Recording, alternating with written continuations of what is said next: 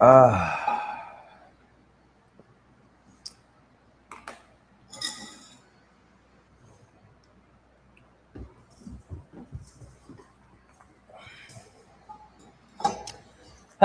to the people, the 7 people. Good evening to you. What is it, a Monday night? Did you get through Monday okay? Do you want to jump off a bridge? Do you think you can do another day? But stop with Rent Boys. I haven't actually had an event, boys. It's a bit of a clickbaiter, to be honest. I mean, it's not, but it is. I'll tell the story when we get to 50 people.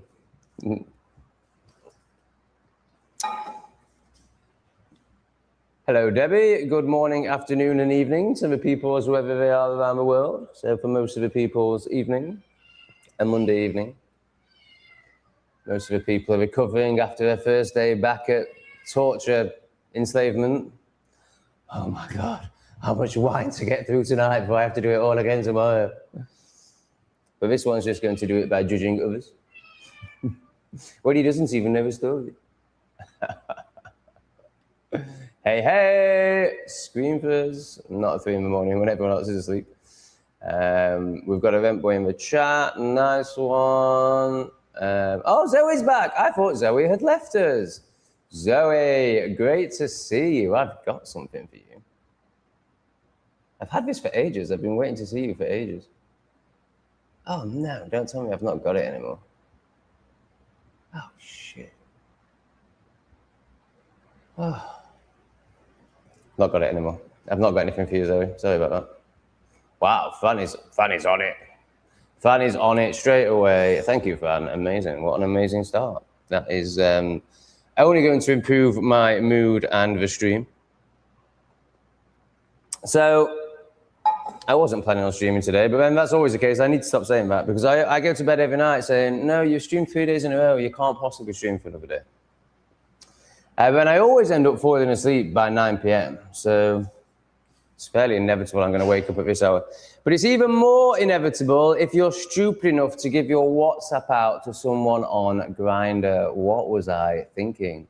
So I had an I want to end it all day 2 days ago now, or was it yesterday? I don't know. I lose track. It'll be different for you and me anyway. So I think 2 days ago for me, maybe 1 day ago for you. I had an I want to die day, like so bad, proper in the void. Thought it was all over. Thought I couldn't do it anymore. I don't mean I actually was practically having thoughts of ending it, but I had gone into I was in the void so deeply that I had lost trust of the path and thought I would never find the path again. Like that's the stage I was at. Black currant. I found a kilo of black currants for £1. Is the camera blurry? It looks blurry to me. So a day of total escapism. I had 3 tuk-tuks. Now 3 is extreme. For 41-year-old Tom, 3 is extreme. 25-year-old Tom would have done 3 by 7:30 in the morning. But for 41-year-old Tom, 3 is extreme. So a lot of escapism was happening, is what I'm saying. And of course, they're all Rent Boys. Every single one, pretty much. Except one called Marvin. And Marvin was quite good looking. I think he's 25. And he's managed to take the good angle of the penis so it doesn't look like a raisin. So I managed to get in, not any sort of fantasy or any sort of story of relating or anything like that. But I managed to get into a story of I'd like to fuck Marvin or I'd like Marvin to fuck me. So he asked for my WhatsApp and I always just say, you don't need that. I don't know what I was thinking. I don't know why I gave it to him, but I did. And he seemed all right. Like he seemed to have some sort of self-control because most of the people on that conversation, if you give them in Asia, particularly, like I'm not saying this would happen in England. I mean, similar crazy stuff would happen on that app in England, but there's just more neediness out here. There's just more desperation out here, is basically what I'm saying. So if you give someone your number out here, like they're going to ring you non-stop. because, you know, they're desperate for a tenner or they're desperate for attention. I don't quite know what it is, but there's just more desperation out here, without a doubt, probably financially. Well, Marvin didn't do that. Marvin seemed like it seemed fine. He had my number for 2 days, no problems, just the odd text, you know, about his cock. Great, well, totally open to that. We arranged for him to come round last night, and I was quite excited about it because I'd, you know, allowed myself to fall for the perfectly angled picture again. I know I'm going to be disappointed, but the picture looks quite good. So we arranged it for like 7 p.m. last night. What happens is, well, at 5 o'clock, I text him a dirty text message because I'm horny. He doesn't respond. So, but form would say, and keenness would say, and the level of,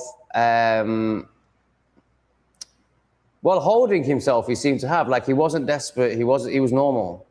I thought he was going to be a man of his word. So I still thought we were going to meet at 7 o'clock.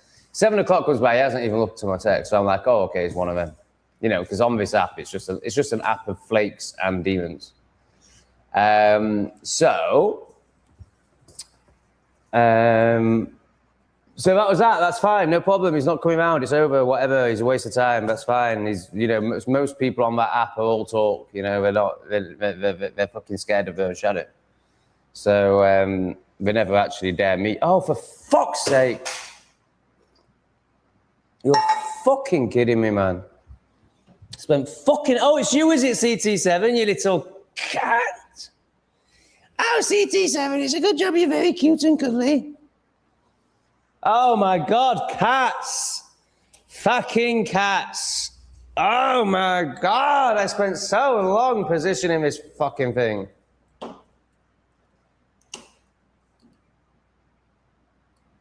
Oh, what a nightmare.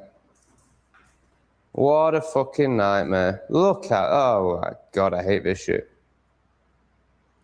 Oh, CT7, you absolute ignoramus. Oh, God. I'm never going to get censored again. Honestly, I spent so long censoring it. Fuck me, man. What's that like? Oh, my God.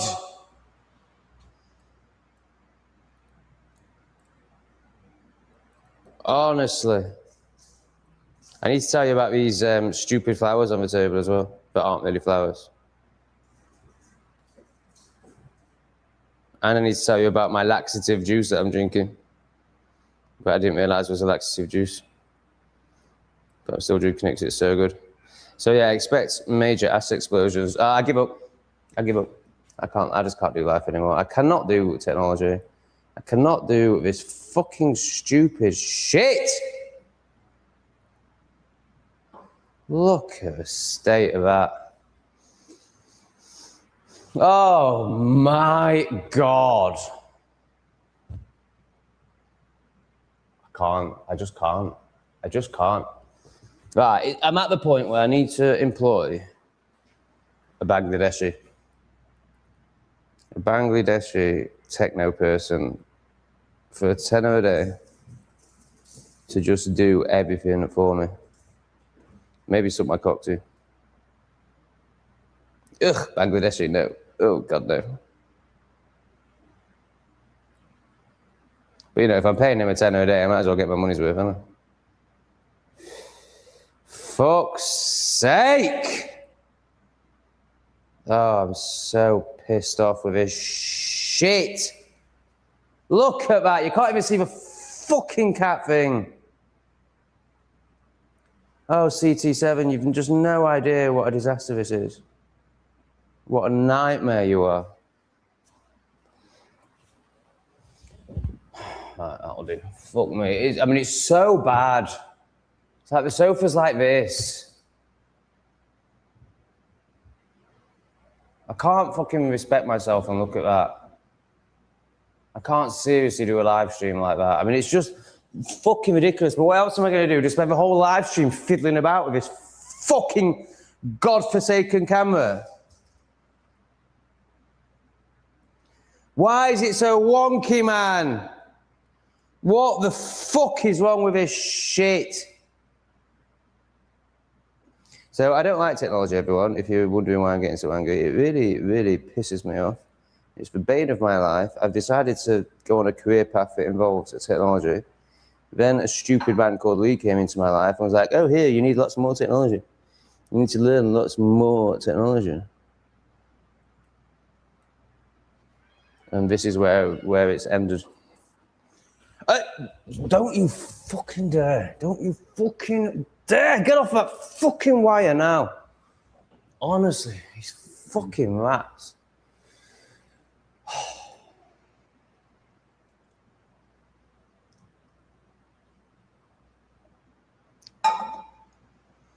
So I had a lovely evening. I had a few smokes and I was ready to go to bed by 9 p.m. So I went to bed. Now, unbelievable. I don't know if I'm going to be able to share this or not. I'm going to tell you right now, but I don't know if I'm going to be able to share the footage. Malaysian and the demon next door. So they're not next door anymore, they're now downstairs. Do you know about the Malaysian and the demon? I don't know if you do. I don't think you've seen them yet. But I used to live next door to a blue-haired demonic woman, like really bad, like cat head. And a Malaysian guy, her boyfriend. And I like the Malaysian guy. He's very disempowered and, you know, I find it hard to be around him. But he means well and he's got a good heart. She's horrendous. Like, her energy is so bad. Like, she just makes my skin crawl. So demonic. And then, right, so they start arguing. Right, so I just start hearing noise. So I'm now above them. And I start hearing noise outside. And I get my camera and I open the window and I'm thinking they're drunk. Oh, now earlier today they had a big argument. I mean, I think he's finally accepting that what's attached to this vagina is not worthwhile. The vagina might be nice, but my God, there's a whole demon attached to it. It's not worth it. So he starts, he's obviously been realizing that for a while. But, you know, this morning he really realizes it and we have a big bust up. And then they're banging around outside. I assume they're drunk. So I'm opening the window, about to shout, shut the fuck up and get inside now. How fucking dare you? I'm about to go mental. Obviously, I'm recording it. And then I realize what's happening. He's trucking. No way! No fucking way! Are you fucking kidding me? Leave the fucking wire alone!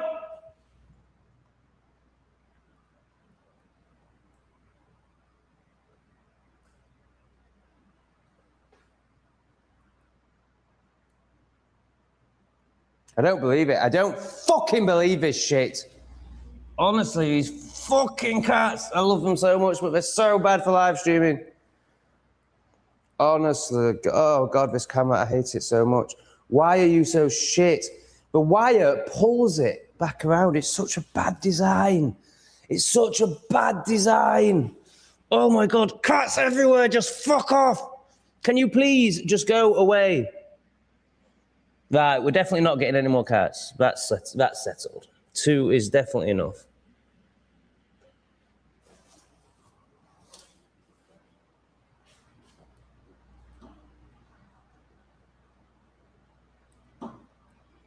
Oh, it's such a bad design. It's so bad. It's just so bad. The wire pulls it back round. I just can't believe how much I hate this fucking technology shit. Right, that looks quite good. Rachel feels my pain right now. Rachel's just like, yeah, I couldn't do this shit.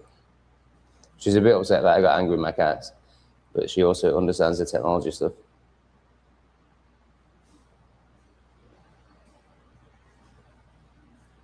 But yes, I will get angry with my cats if they fucking move the camera. My God. Oh, goodness me. All right, so we'd gone off on a tangent about, do you want these stories or do you want me to just chat with the chat? I think people prefer it when I just chat with the chat. But I'll come to the bottom and see if you want these stories because they are going on quite a bit. We've got 200 joules. Yeah, I was just thinking that as I was having my latest outburst that my beautiful cat that I love so much. I was like, oh, maybe I need to get stoned. You're not fit to have animals. Leave, save me. Oh my God, these fucking plebs. Oh, they're so funny, bless them. Oh my God, they're so desperate. I just shouted. It's fine. I didn't hurt them. It's absolutely fine. The cats are very happy. They're catching around over there. Oh, now they're catching around over there. They'll be back here in a minute, don't worry. You are so pathetic. A man can't express his anger in the moment without you being like, oh, take his animals. Oh, say I'm such a victim. I'm going to project my victimhood onto these cats. Oh, everyone's a victim. Let's all just get victim points. Fuck off, you boring cunt. Right. I want more of this and less of probably this, I imagine. That was fucking out of order, the way you just abused.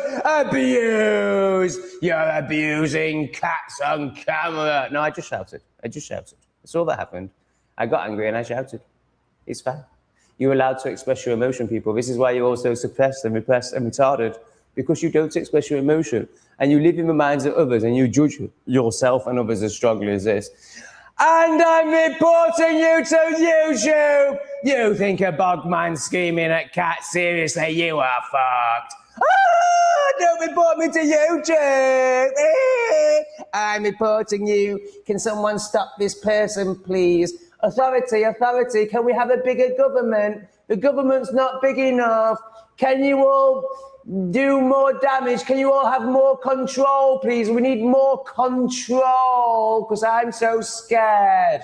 Fuck off, Charlie, you fucking retard. Right, where was I? I knew that would drive a fucking fuckwits crazy. It's so funny. No, I'm not moving them to another room. I love them. I want them to be around. I just don't like it when we touch the camera, obviously. I love having my cats on camera. I just got angry at the whole technology situation. Wires are irresistible to mischievous felines, clearly. Yeah, they absolutely love them. I was really shocked when one of them chewed through my wires. Not you, you fucking pleb. A goodly. I don't know if you're a pleb, but, you know, obviously thinking it might be about you.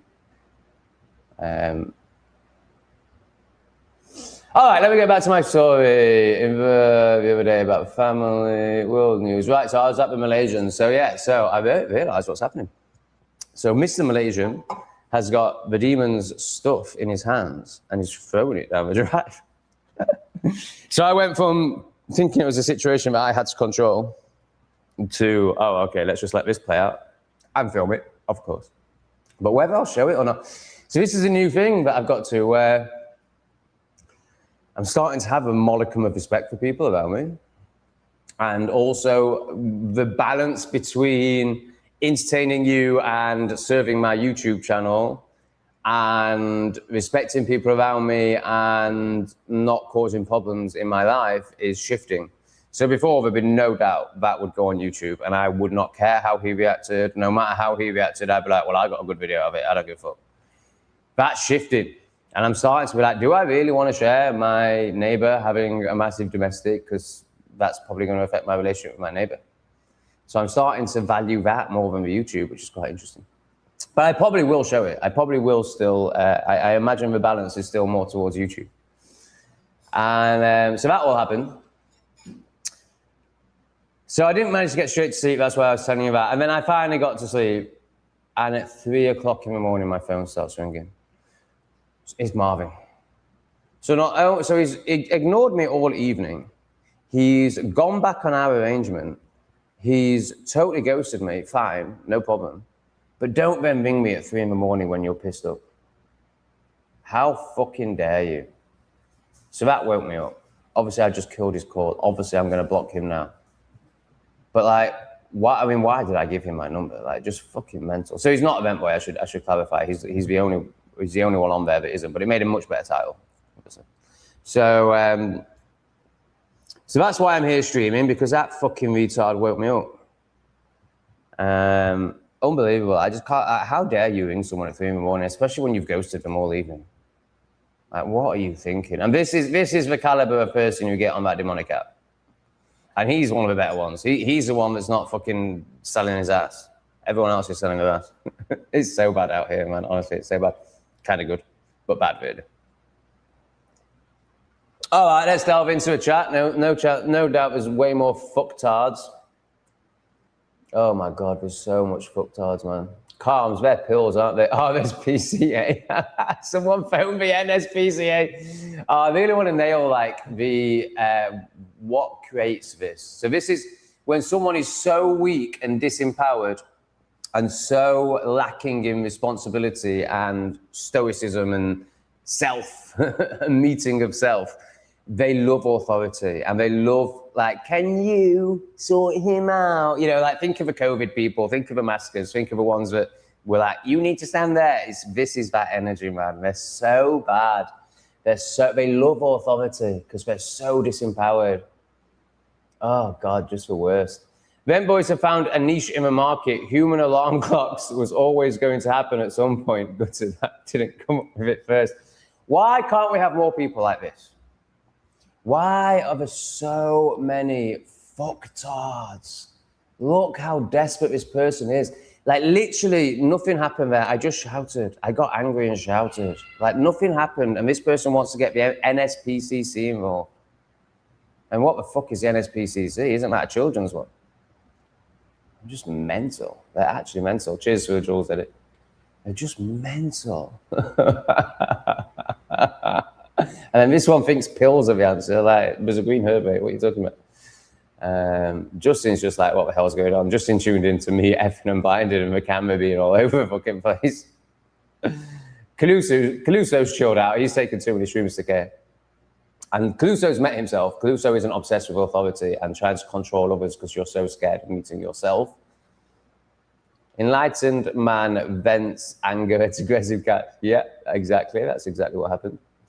And it's fine. Why are we judging it? Why are we pretending we're not human and we don't have angry moments? Oh my God, you had an angry moment. Oh my God, we need to get the authorities involved. You're not fit. Lee said. They think Lee is as pathetic as them because they can only perceive from their level of perception. So they think that Lee's going to be down there going,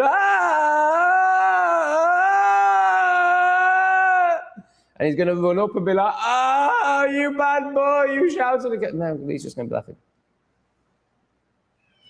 It's so pathetic. They're just so pathetic, man. Yeah, again, definitely not you, mate. Use the tape. Now, this person's on it like, this is it. This is adult. This is adult. This is solutions. This isn't pathetic little fucktards fucked hard enough. Use tape to secure your wires. You've just put it back as it was so it will happen again. It's not the cat's fault. Fix your problems. Great. Responsibility. Yes, it's not the cat's fault. You can call me out for having an angry reaction, but to go to like, I'm gonna call people. It's just your victim mentality. You're just so obsessed with being a victim in your own life that you're now doing it over fucking cats. It's so pathetic. You are the fuckwit, says the office worker that took the vaccine. Finish your story. I think I did.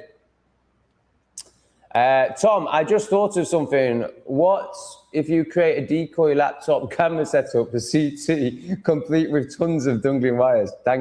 That's a great idea. That's a great idea. The lengths you have to go to when you've got cats. I can't believe I was thinking about getting a.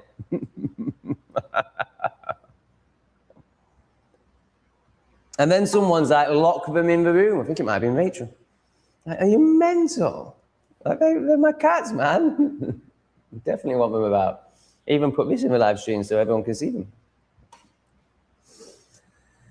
Okay, calmer times ahead, hopefully. Tape is the one. That's what I will do from now on. Fantastic suggestion. Thank you for a practical suggestion that also came with a bit of a responsibility jab, but it wasn't like judgment. It wasn't like outrageous libtard reaction. It was just like, you're being a bit of a dick right now. Here's a solution. Check yourself. Nice one. I wonder if you have neighbors who are pissed off with your child pathetic outbursts. Maybe. I don't care. So it's on them if they do. You know, fine. Their reaction is theirs. Why would I care? Lol. But no, the type of people that live in Cambodia are not you. What it takes to be a refugee is the total opposite of you. So you have no perspective of the type of people that are living here.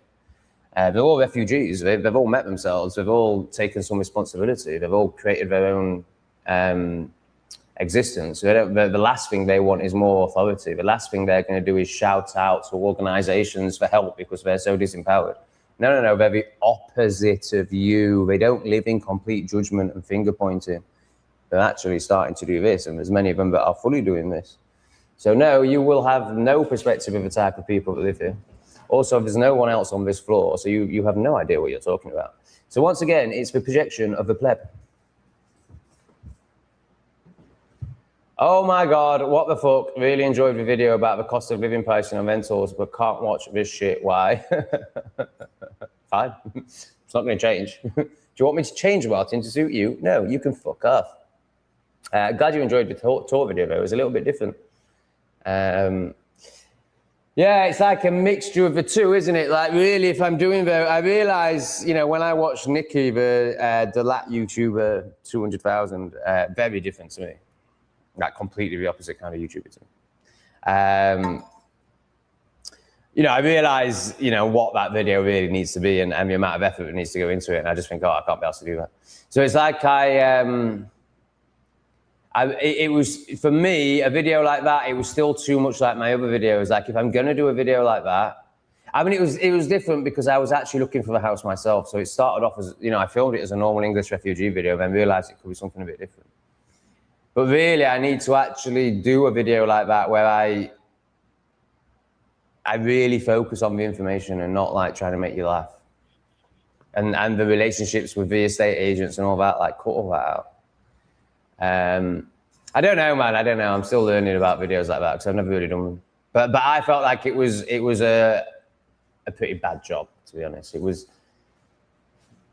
wasn't done professionally. It was done in my usual energy, and I think for what I was trying to achieve in that video, that's never going to work. But anyway, it's all a learning. What's going on, mate? Just having a bad day or something family-related or world news? No, I'm fine. It was just a cat's on the wire. I had a really good day yesterday. I had a great day yesterday. Yesterday was the turnaround. Ah, you've got to hiss at cats, not shout at cats. Thank you, Zoe. That's please. That's. Yeah, always doing shadow work. Yeah. Is that meant to be some sort of, are you trying to shame me? Is that meant to have some effect on me? And again, you're perceiving from your own level of perception. It won't work on me. What works on you won't work on me. I'm not a retard. Why did you name the cat CT7? CT7 is a postcode in Kent. It sounds a bit like a character from Star Wars. I didn't name him, but I think it's a great name. He's got a crooked tail. So he's called Crooked Tail 7 because he's already lost 2 lives. Don't be gay all your life, have a day off. That's quite funny, especially for Spaz. Well done, Spaz. Get tape. Yeah, okay, cool. So, hello, Michelle. How are you? You're not going to call any... Yeah. You're not going to call any authorities, are you? NPC, NSP. I thought it was for kids. They're such retards. Oh, Lauren knows about cats.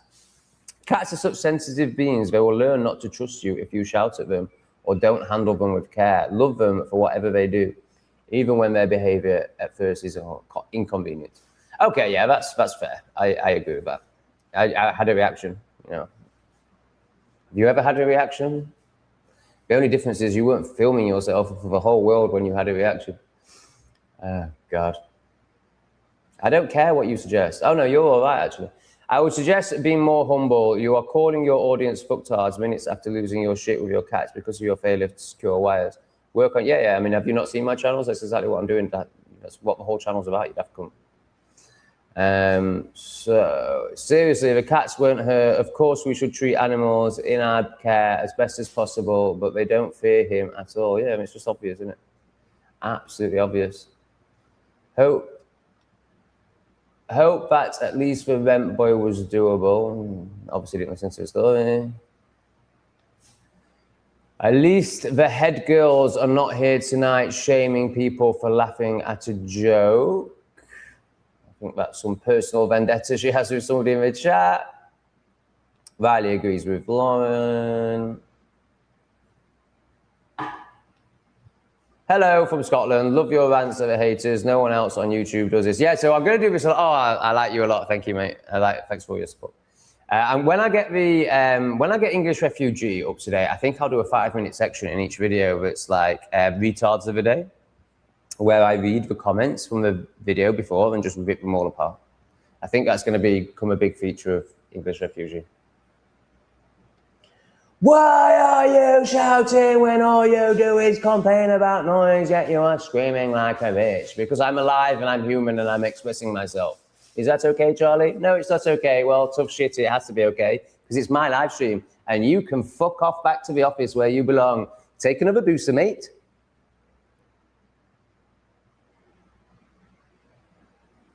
Are you sure you're not...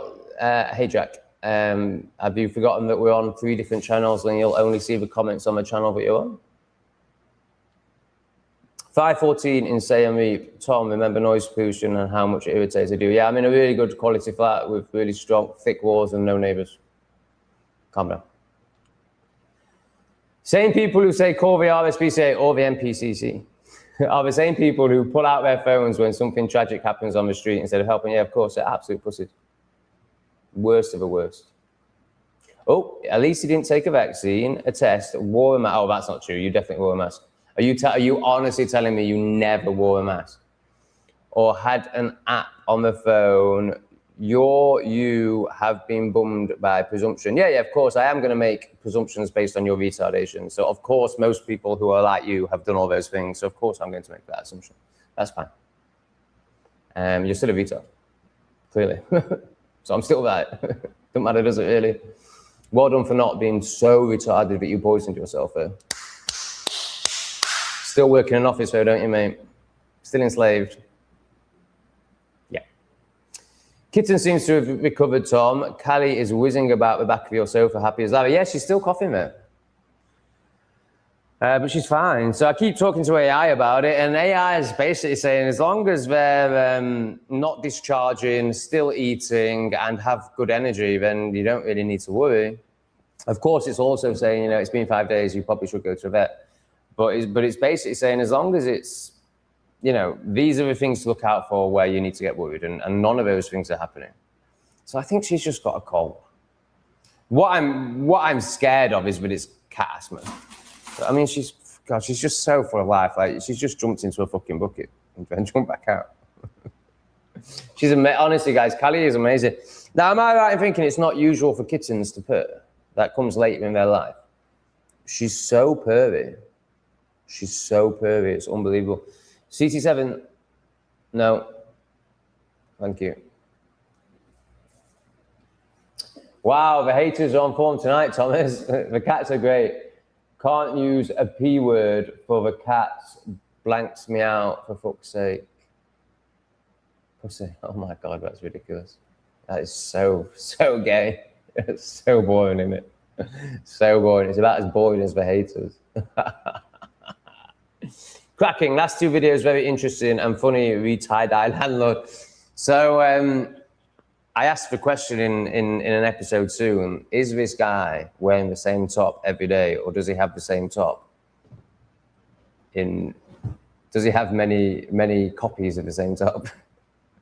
What do you think it is? We find out. Get your guesses in now. Which one do you think it is? Breaking news, Cambodia today. Man shouts with cat in the same room. More to follow. Oh, thank God for people like you, honestly. Honestly, just thank God for people like you and people like Jack. Hey up, Tom, paying for an om. I think I was going to say we all need to take a deep breath, but that was my projection. I need to take a deep breath.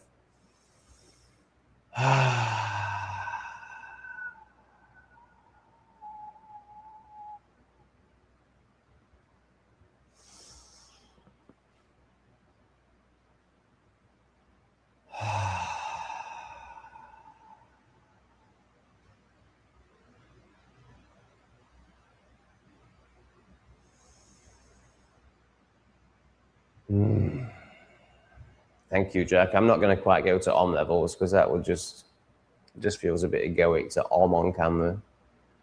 It reminds me of when I was a spiritual egoist.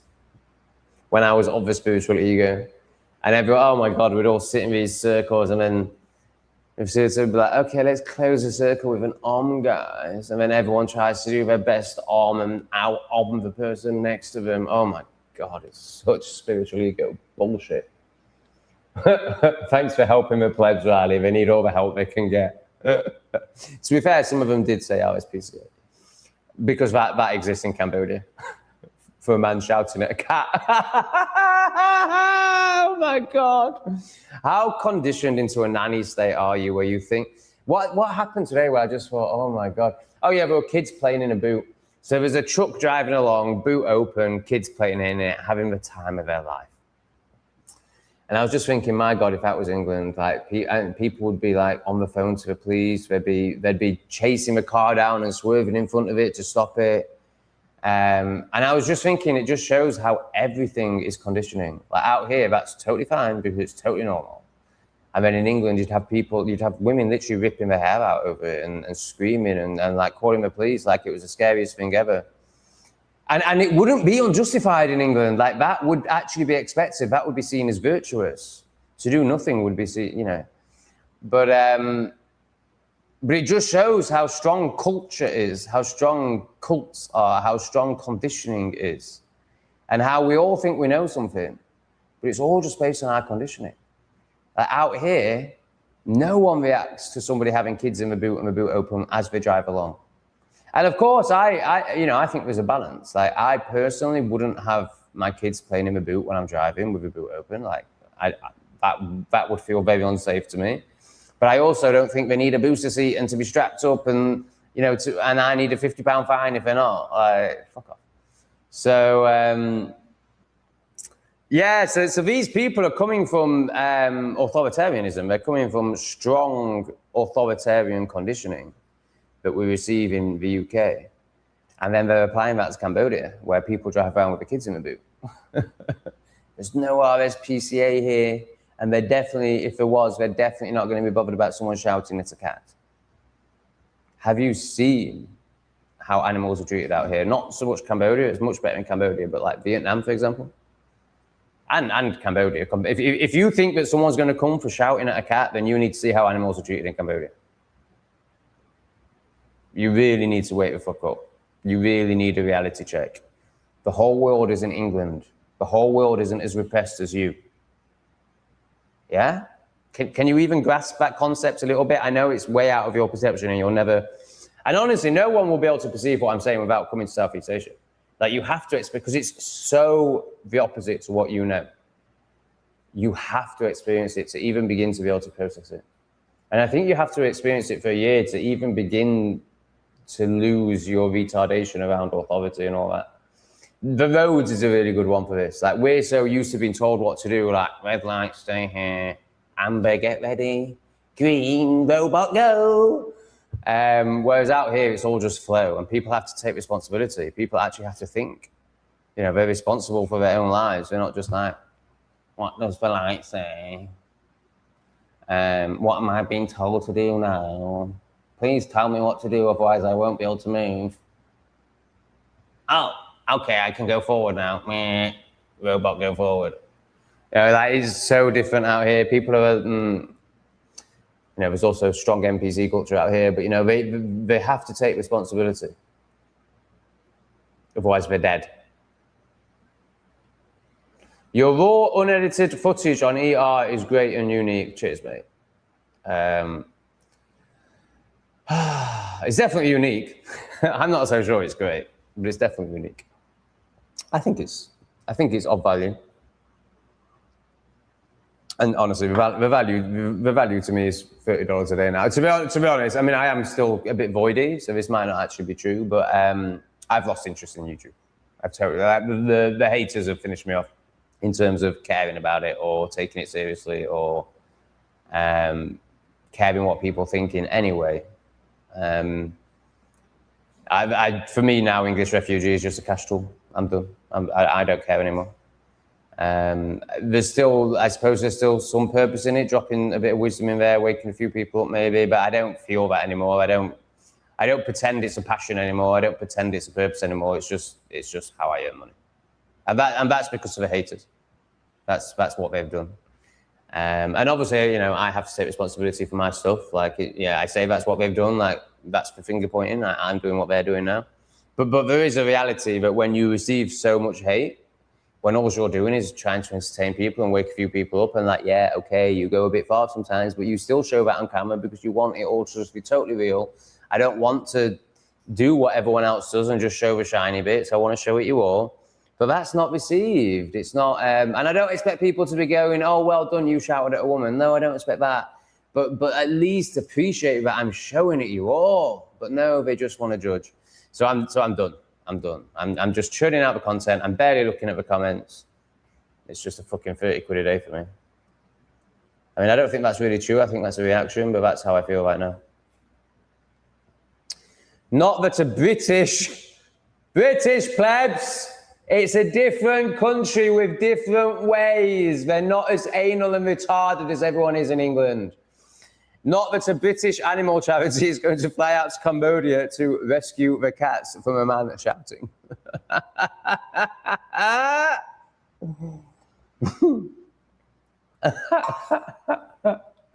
That's where you went wrong. You got to make a cat respect your authority or it's still taking piss. What, you can get cats to respect you? I didn't know that was possible. Tell me more. I thought they were just cunts and that was all there was to it. Getting loads of hate for sending you dough, mate. Why do people watch your vids and have so much hate, my brother? Well, yeah, I mean, because they have so much hate inside themselves. That they seem to search out content that allows them to hate because all they know is hate. Also, you know, they like the fucking content. Like, they like being entertained. Like, I'm funny. But they just can't stand seeing someone who's not as repressed as them. So it really fucking does my head in. Thanks for the money, bro. Thank you for the money. And they just can't stand the fact that I can earn a living without being in an office. Because obviously to them, that just seems impossible. So when people send me money, they just can't stand it. And also they can't give to themselves. They don't understand giving. So, excuse me, you seem to be chewing wires again. Oh, no, you're not. You're chewing a fish head by the wire. Oh, okay. And I'd rather you didn't do it by my wire. Why can't you do it in your bowl? Oh my God. Cats are so annoying. Chewing a fish head on my wire. Why? Whatever. So yeah, they can't stand it when people send me money. It drives me insane. So good on you. Thank you. Both for money and for driving retards insane. Because obviously with every bit of insanity, you know, you're pushing on that boundary, you're pushing on that barrier, you're pushing on that depression, you're poking at it. And one day it is going to explode, and that will be the ego death, the first ego death for them. So, you know, it's a real blessing to trigger the plebs for them. And it's just funny. It's just so funny. Because you know exactly how they're going to react. You know them better than they know themselves because you have an understanding of psychology. They have no understanding of their own psychology. Or psychology in general, which fits for everyone. So, so you actually know them better than they know themselves. So you can just go, blood, knowing exactly what's going to happen and just watch and laugh. So funny. Obviously, it's boring and tiresome, really. I mean, you'd rather they were awake and conscious and, you know, weren't ruining the world. But seeing as they are what they are, you might as well just, blood, authority, help me, children's charity. It's just so pathetic. If a dog bites you, you let it do it again and again until it craves human flesh and blood, don't we? I think he's trying to be wise, but he's just a pleb. Them boys starter, here he is. Try again, mate, and this time, see if you can make it make sense. I know that's a struggle. I know, you're a clicker of a button. A computer says no. Computer says yes. Try and write a sentence yourself and see if you can compose it in a way that other people can understand what you mean. I know that's very challenging. I'm challenging you. See if you can do that. How are you, my bro? Thank you for your support, man. For a long time now. I still remember the beer that you bought me in San Cristobal. Thank you very much, brother. I called the RSPCA once and they told me to call the council, and the council asked me if I could look after it. Can see them flying somebody to Cambodia with fuel. Yeah, I've had really similar experiences. I remember when I was a kid, we were driving along and a car in front of me ran over a pigeon. So I'm in the passenger seat. I'm like 6 years old. My dad's driving. And I'm mortified. You know, I'm 6 and I haven't realized how brutal the world is. And I think people still care about things. I assume everyone is as caring as me at this point. This is before I, closed my heart and realized the world was fucking despicable. And so I obviously just assume my dad's going to pull over. He keeps driving and I just go into hysterics. I'm just like, what the fuck are you doing? Like, we've just seen an animal get run over. Like, how are you driving past? Like, what's going on? So I demand that he pulls over. So obviously my dad's just like, what the fuck? Why am I pulling over for a pigeon? And but he did as he's told, because that's all my dad can do, even with a 6-year-old boy. Like, he was honestly, like, even at that age, I had control over him because of just, not that I didn't want it. Obviously, I wanted a dad, but the man is like just so not a man. It's unbelievable. So he did exactly what I told him to do. We get this pigeon in a box. Call the RSPCA thinking they're going to do something, and they're just it's a pigeon.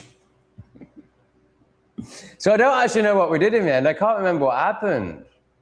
I really can't remember what happened. I think we might have kept it and tried to get it back to life, but I don't know if we managed it or not. I can't remember. I need to ask my mum, but she probably won't remember either. Who might do?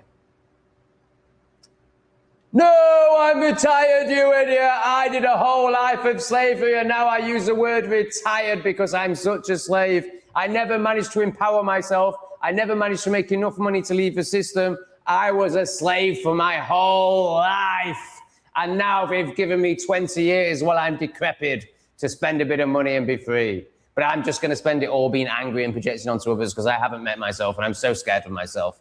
I'm a retired slave and I use their language to describe that. You fucking pathetic pussy.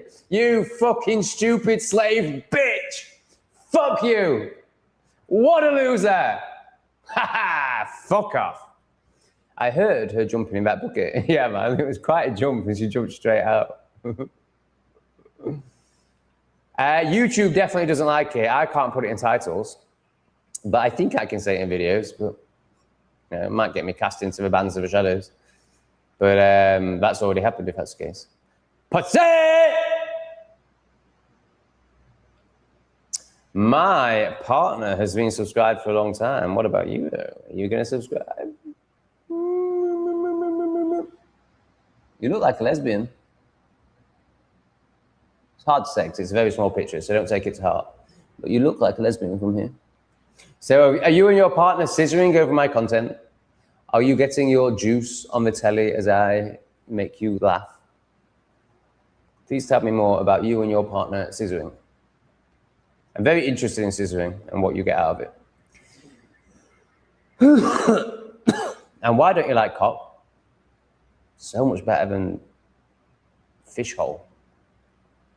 It's because I used the word for cats starting with P. They censored me and the algorithm says no. That's crazy, man. That is crazy.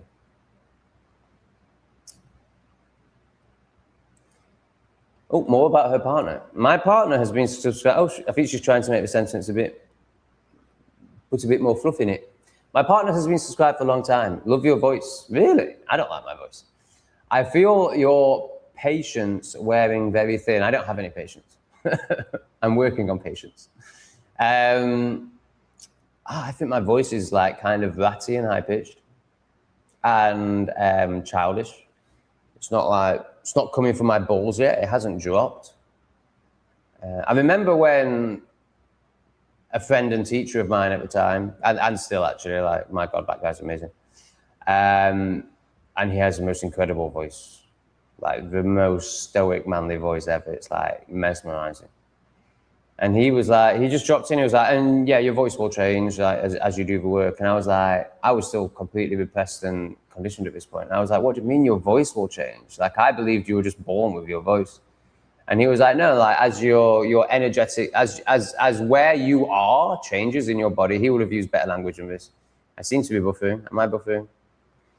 As where you are, as your presence shifts, you know, comes from here to here and all of this, your voice changes. And he was talking about how his voice comes from his balls and you can hear it in his voice.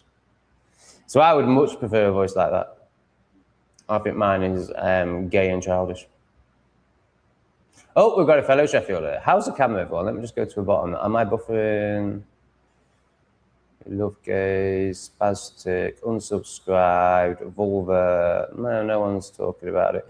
Someone thinks that I'm going to care that they've unsubscribed, as if they're significant.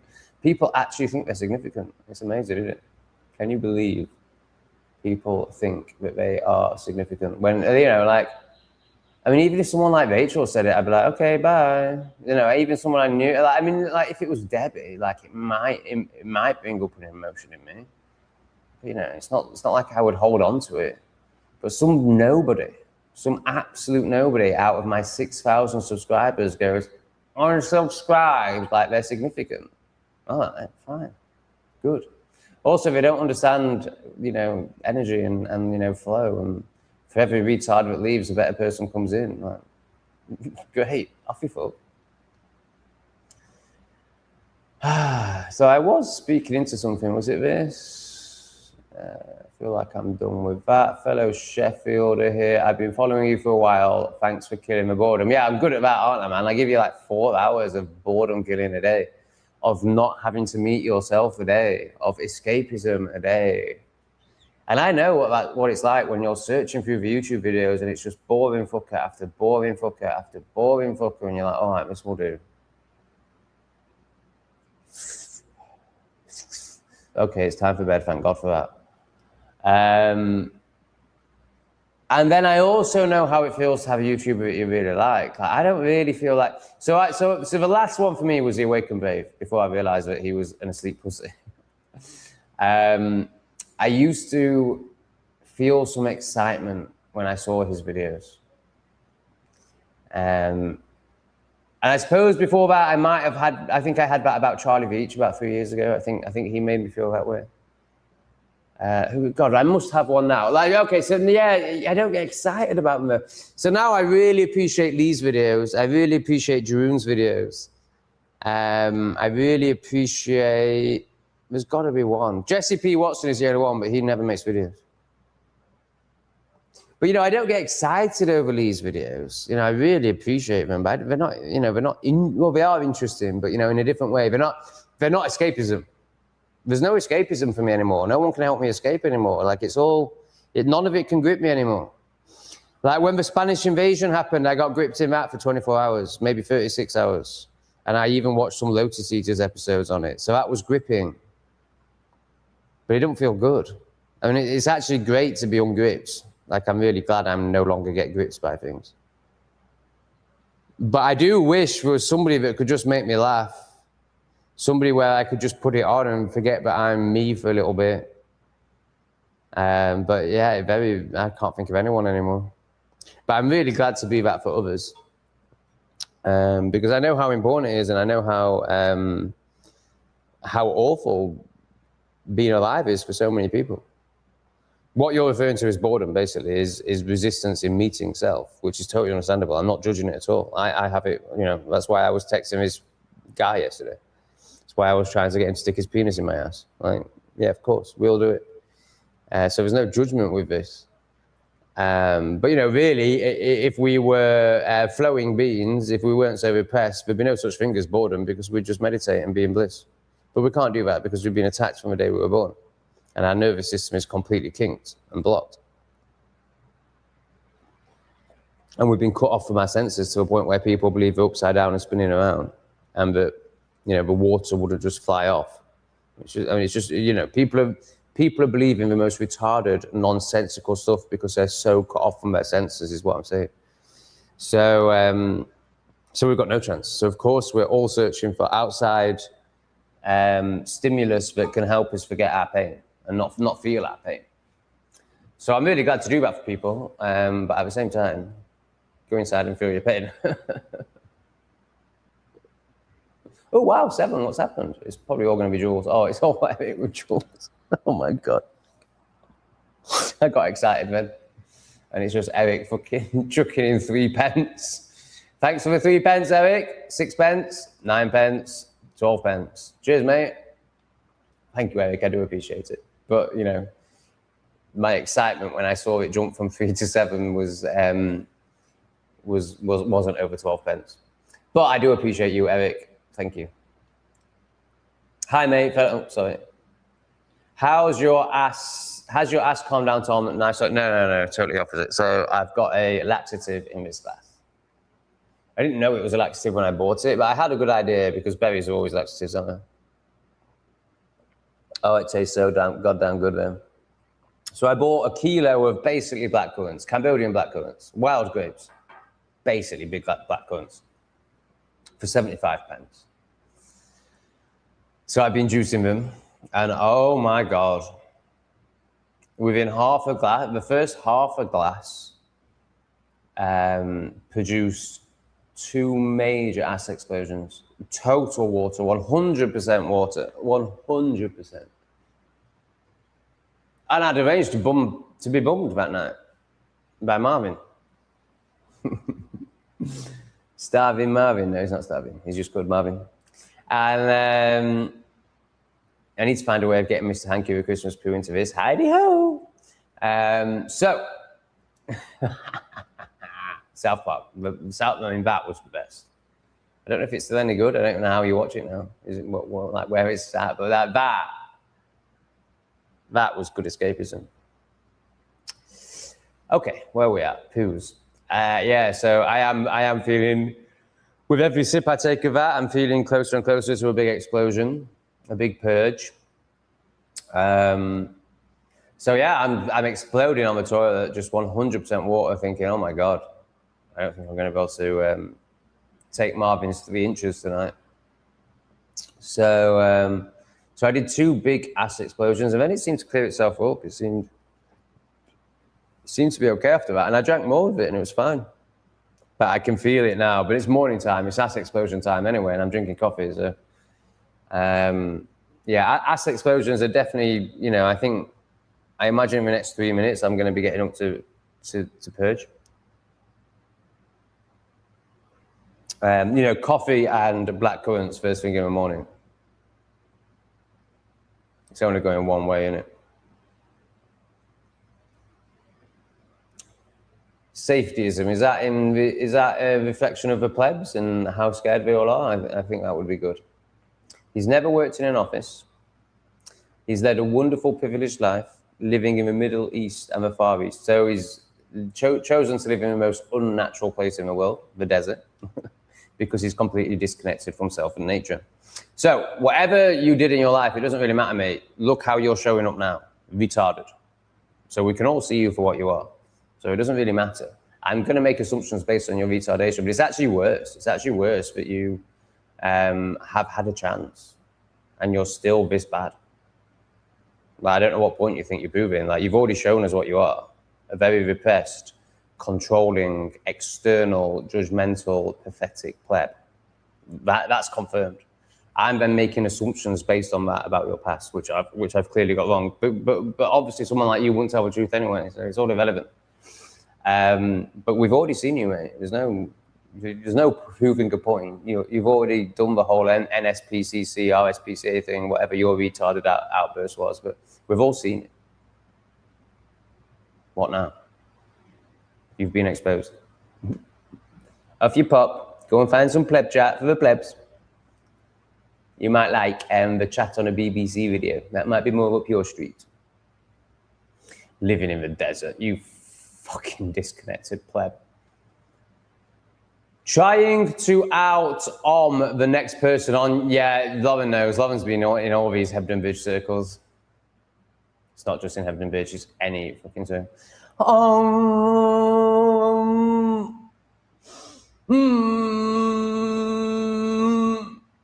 Oh shit, we're still going.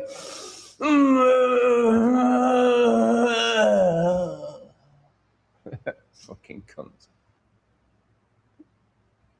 To be fair, I used to be. That was so me. And out sharing everyone as well, because I'm very good at sharing and I can do it very vulnerably. But and yeah, like that was authentic and that came through authenticity. But I would definitely got a kick out of everyone going, "Oh my God, this guy can share," and that was the main reason I was doing it. Oh, I guess this is why I'm live streaming now, to be fair. It's the same energy. All right, I'm going to have to go and do some squirting. Excuse me, puss. All right, see you in a couple of minutes. Oh, let's take this off, because this is going to be a big explosion. And I used to take you with me. I used to love you hearing all the noises. But YouTube would deal with that already. I owe you £3 off of me. You're not paying that.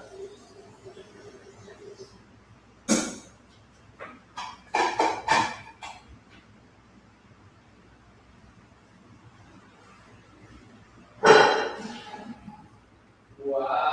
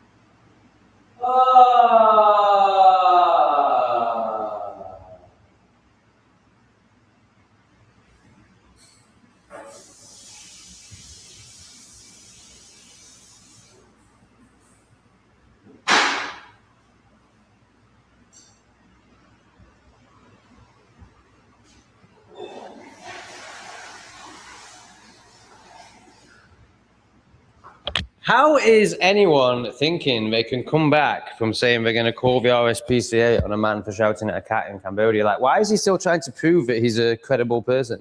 Like, how is there any way back from that? Like, how can he possibly think that because he lived in the desert with a load of sand rats in the most unnatural environment where no one should be living, that proves some sort of point after he said he's going to call the RSPCA over a man shouting at a cat in Cambodia?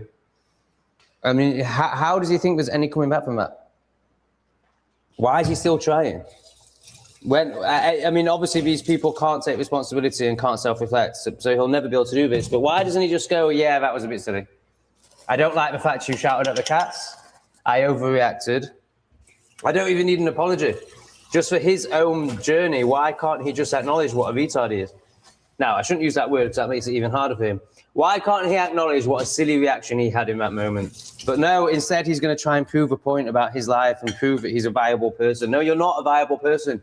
You said in the chat that you're going to call the RSPCA over a man shouting at a cat. Like, you've lost all respect. You've lost all viability. You've lost all validity. Your opinion is clearly meaningless. And yet you're going to keep arguing after you've done that. Like, what is wrong with you? How can you be so stupid? How can you be so pathetic? How can you be so insignificant and think you're significant? It's just amazing. Just own what you did. Just like I have. Like, yeah, I shouted at the cats. Yeah, that wasn't great.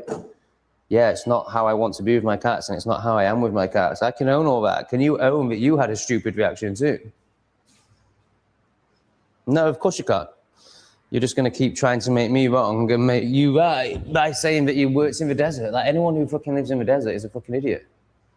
Like, it's the worst place in the world to live. No one's meant to live there except a few people with camels going from water to water, water spot to water spot. It's the most unnatural, disconnected, materialistic, egoic environment in the world.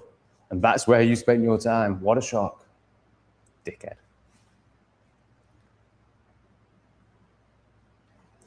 Wow, Popper man. Building sites were his playground. We jumped on the back of trucks in the 80s and 90s before Blair and the EU. Amazing, mate, amazing. What a time to grow up. I'm really jealous. I mean, I was born in 85, so I got 15 good years. But people who actually were children in the 80s, or children in the 70s, I suppose, teenagers in the 80s, young adults in the 90s, that must have been amazing. There's a term for it, isn't it? Gen something, but I don't do those terms because I think they're all part of a division. And also, I can't remember them. I don't know how people remember them. I can't remember what I am. I think I'm Gen X, maybe. Even Lee uses them. And I'm sure this is conditioning. I'm sure, am I right in thinking that this whole Gen Z, Gen Z, Gen whatever, millennials, all that stuff, that only came in about 10 years ago? I'm sure people weren't doing that 30 years ago, right? I think boomers presumably were the first one that was coined. Am I going blurry, people? It looks to me like I'm going blurry. He's still trying to prove himself. Look, oh my God. What a fucking pleb. It's just unbelievable, man. You fully spazzed out, mate. Just accept it. Just accept it. There's no coming back from it. The only way you can come back from it is to take responsibility and take accountability for what you did. We're not in this paradigm anymore. We're not in this who's right, who's wrong anymore. I'm not living in that duality. I don't give a fuck. It's null and void now, mate. We've shifted into a new timeline now. It's time for accountability and responsibility. We're not doing this back and forth. We're not doing this childish fucking nonsense. It's time for accountability and responsibility. Take accountability, otherwise you're going to get blocked. Which obviously I know he can't do. Let's just time him out, man, because I don't want to spend the whole fucking, I know, it's just so pathetic. Okay. Let's get a good one on this week. I've cancelled work tomorrow as getting effed up. Lol. Nice. As I got my house all paid for, so I don't give an F anymore, mate. Thinking about selling up my brother, mate, being invaded 3 doors down in an HMO. Yeah, do it, man. Do it. So you paid off your mortgage and you now own your house? That's amazing, mate. Congratulations. That is freedom. Potential freedom. Yeah, for me, the only question would be, am I selling it or am I renting it? Do I want a monthly income and I'll live off that in Southeast Asia? I mean, it would have to be a small terrace house now for it to not rent for $1,000 a month. Like, basically what I'm saying is most properties now, you're getting $1,000 a month in the UK. You know, you may be, at worst, you're going to be getting $800 a month or £600 a month. But it would have to be a shack now to only get 600 in rent. So the chances are you're going to get at least $1,000 a month's rent. So that's you sort of for the rest of your life, except for the fact that they are going to take properties off people. So I'd probably want to sell it. But then the issue is, what do you do with the money? You put it in gold or Bitcoin and you don't get anything back from that. Whereas a house, you actually get something out of it every month. That would be my only question. There'd be no other question. Am I renting it or am I selling it? And I'd 100% know I was leaving. That wouldn't even be up for debate. Yeah, it's crazy, isn't it? It's crazy. I've totally disconnected from it. I'm done with it. It's just a cash cow now. If people don't appreciate it, then that's fine. I'll just churn it out for money. The haters are a small percentage of your audience. They just shout the loudest. Yeah, I do try and so I don't live like this. I don't live with this truth. Whilst I intellectually know that's the case, it's hard, man. It is hard when the comment section is like 80% just people spazzing out. It's very hard to not think that's the reality, and very hard to not just lose respect for your audience. So I've lost respect for them. I don't give a fuck anymore. Actually, the latest videos I've been recording are just aimed at triggering them, to be honest.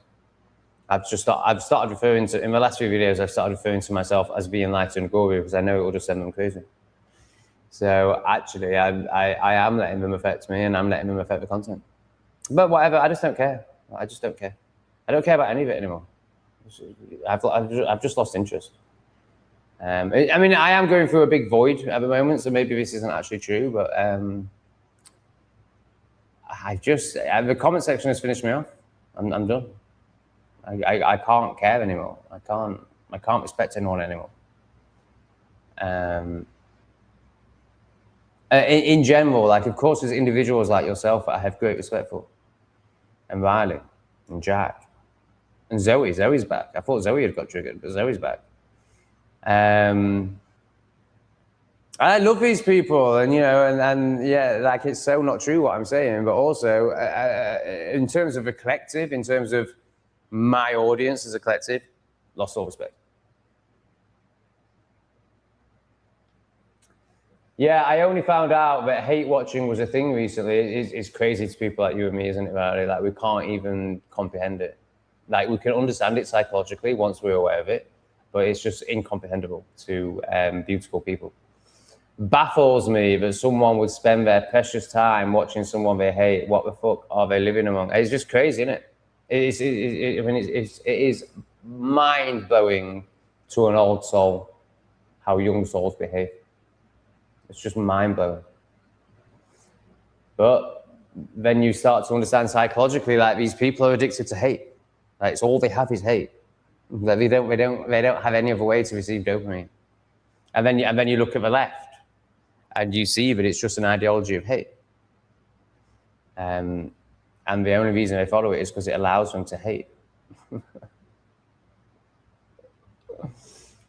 I send shekels to cancel the heckles and vibrate their heads to explosion by keeping Tom in motion. Cheers, Jack. You're amazing, mate. I love you. Pick up the cat and move it and fish head away from the wire. You've given in already. Don't quite understand that about the giving in bit. Oh, Josh is here, bless him, man. Yeah, that's all over. That's no problem. The fish head got eaten within seconds. Hey Tom, loving your content. Quick question. I'm looking to holiday in Southeast Asia, Thailand, Cambodia, or Vietnam. Much love. What do you want, Jack? Josh, are you a pothead? If you're a pothead, then go to Thailand. It's the only place where it's legal. So Thailand is the easiest. It depends. Have you ever, I need a bit more information, really. Have you ever been to Southeast Asia before? I mean, they're all very easy. If you've never left Europe before, it's going to be a massive culture shock in a very good way. But if you go to Vietnam, it could be a bit overwhelming. So if you've never been to Southeast Asia before, I'd rule out Vietnam. I mean, to be honest, I'd rule out Vietnam anyway. If you're coming out for a holiday, I would only recommend going to one country, otherwise you're not going to see anything. You're just going to be traveling the whole time. So out of those three countries, Vietnam is the least enjoyable. But it is also the most amazing. So if you've been to Southeast Asia, if you've been to Thailand and done Southeast Asia a couple of times, then I would say try Vietnam. But I'm assuming it's kind of a first-time experience. So definitely Thailand or Cambodia. If you smoke, then Thailand. If you are hedonistic, you can definitely find that in Cambodia, but Thailand is just, that all over. If you like bars and you want to socialize, I mean, you'll find, absolutely, it's insane. There's Pub Street here. But, you know, if you want to be immersed in it, then, you know, if you go to Phuket or Bangkok or Chiang Mai, then you'll be immersed in it. Bangkok is probably going to be too much for you. I mean, it was too much for me. I don't like cities though, so obviously I can only speak from my perception, my experience. But you know, if you've never been to Southeast Asia before and you arrive in Bangkok, there's a high chance you'll be overwhelmed. If you want to be in a city in Thailand, I'd definitely recommend Chiang Mai over Bangkok. Tell me a bit more about what you want, Josh, and what your experience is, and I'll be able to give you a better answer. Obviously, I think Cambodia is the best country. Thailand's easier, but Cambodia is very easy as well. You know, come to Siem Reap, mate. Let's meet up.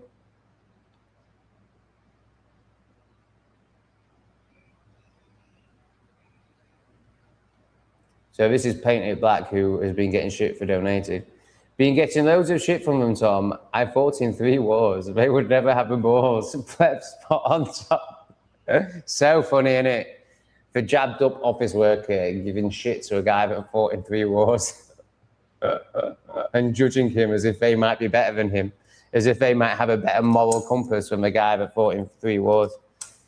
Now, obviously, you could say, well, you know, he was fighting for the Jays and all this. Like, yeah, okay, I'm sure he's gone on a process about that. But just having the, you know, just being that masculine and that courageous to even be able to join an army, like, that sets you apart from many. I think haters have F all else to do. They are basically on every channel, some channels more than others. Yeah, I mean, I think it's more what I say about them escaping themselves and all that, but this is also very true. Like, they you know, of course they have nothing going on in their lives. Of course.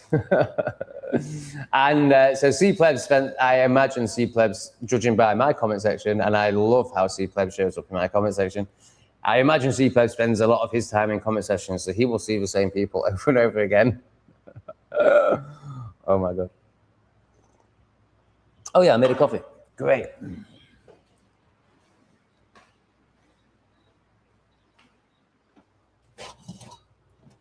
Oh, shit. Why am I so messy, man? So, hippie landlord told me off yesterday for the state that I left the last flat in. To be fair, it was really bad. I totally gave up on it in the last week. And then when I left, I had 2 days in the void, basically. And my moving day was the first day in the void. So I was just hanging on by a thread, man. I was surviving. So I managed to move, and what I mean by that is I literally managed to move my things from one flat to another, but I couldn't organize them. I couldn't do anything. I had to do the absolute bare minimum. I just had to, you know, I was in survival mode. I just had to make the move happen, but there was no fluff around the edges. So, you know, everything just got dumped on that table, basically. And then I collapsed on here and smoked and wanked. And then, but as I was moving, I broke some glass. Nothing important, just an insignificant glass. My own glass, nothing to do with the landlord. Didn't damage any of his stuff, but there was glass on the side. And obviously, I told myself, oh, when I've done, I'll come back and clean that up. But I just never did because I was in survival. So obviously, he goes to a flat the next day and there's broken glass everywhere and half a dead fish on the floor. And then, you know, general, like just my general, you know, just I can't clean. So, you know, there's dirt on the floor, which is acceptable and fair wear and tear, but, you know, it's not how most people would live. But it's also, you know, you can't really get angry about it. But then there's broken glass and half a dead fish. So that was, you know, maybe a bit beyond the pale. And to be fair to him, he didn't get angry. He was just encouraging me to get a cleaner. And the bedding as well, to be fair to him, the bedding is yellow because I sweat like a bitch. So the bedding is now yellow. So so he was just saying, you know, basically like, you know, you need to get a cleaner. You can't live like that. You can't live in my, you know, you have to respect my property, basically. Totally fair. Totally fine. But he assumed, and it's the only assumption he could make, because you know, it's the only evidence he has. There's glass everywhere. But he assumed I'd been living like that. He didn't realize that happened as I was moving out. and I was just too irresponsible and childish to deal with it. I was like, no, I don't live amongst broken glass. Like, you know, in a normal situation, if I break a glass, I will clean it up straight away. You know, I have pussies, and I walk around barefoot. Like, yeah, I don't live around broken glass. Don't worry. So he's thinking that I've like lived like that for a month, just broken glass everywhere and half a dead fish on the floor. Oh dear. Hey up, Pedro. Ahoy, Tom, peeps and plebs. That's fantastic. I love that. I want some more information from Josh. I want to help Josh a bit more. I'm starting to think that Josh might end up in Saiyan Veep for a couple of weeks. That'd be so much fun. There's space here, mate. I really like you. You can move here if you want. Email me if you want the information. Can you handle me and Levo? There's no hiding. That's not true, man. We just let you be you, and you know, I can have my vent boys and stuff. Do what you want. But you know, if you were to sit with us, ooh, you'd get quite a shock, Josh. I think it'd be amazing for you, Josh. I think you should come to Saiyan Veep. Oh my God, you will not be a pleb by the time you leave. You will be fully awakened. Tom is great. He inspired me to get off my bum and get my self-employed business going. Oh, nice one, fan. Tell us more about it. Let's plug it. Let's plug it to 88 people who aren't in your location. That'll be handy. You're the only person who smoked DMT. That's definitely not true. Oh, where's Straw Wench? Hi, Straw Wench. Do you mind me calling you Straw Wench? Because I like you. Just so you know. I just think C Plebs coined it. C Plebs started calling you Straw Wench, and I just thought it was wonderful. So I've gone with it. But if you don't like it, I'll stop because I like you. I don't want to disrespect you any more than I already do for scissoring Sophie or wanting to scissor Sophie. P.S. Tom, I changed my pick because my last one was too dark. Think this pick sums up my character fairly well.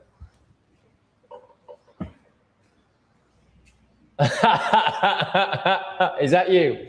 That's fantastic, mate. I love your character. You're fantastic, man. Is that actually you? I love it. I love it whether it's you or not. I love the energy of it. I love you, Jack. And if it's actually you, then that's amazing. But if it's not, I understand why you wouldn't want to put your picture on YouTube. You look like a loony who shat the bed and fled his own countries because he's a massive coward. All right, mate. I look whatever you like, whatever you want me to look like. That's how projection works. Loony. So people doing the work do look crazy to those that are still robotic. People who are opening up to a new paradigm that's beyond intellectualizing, that's beyond trying to know, that's beyond receiving information from another and just believing it's true without asking any questions. We do look crazy to the repressed, absolutely. Because your paradigm is how can I be safe? My paradigm is how can I expand? So of course in expansion there's going to be mess because you're expanding the parameters, so that's going to be messy. So of course I look like a loon to you. I do shit the bed often. I've done a whole video on it actually. I shat the bed. There's 2 videos coming up that are all about shit. They're towards the end. It's basically, it was 2 more weeks of content for you to be up to date. So they're towards the end of that. So the first time is me, I shit the bed. And then the second time I wake up and my cats have shat, not the bed, they've shat in my bag. So there's a lot of shit content coming up for you, so you'll like that. I fled my country because I'm a massive coward, says the guy that's probably never stood up and done anything. No, I left tyranny because I could see what was happening and I could see how cowardly everyone was around me. I've been ready to fight for years, mate. Years. I'm more than happy to lose my life for my country. No problem. I'm so up for being on the front line. So up for it. But no one else is. So that's why I left. I gave up on all of you fucking pussies. So a lot of projection in there, Craig. What a surprise. Mickey Mouse, thank you so much. I had the best massage ever, man. I really fucking pushed the boat out and treated myself. Thank you to you for giving me the confidence to do that, and Victoria, and everyone else in the chat, who, especially those that give me money.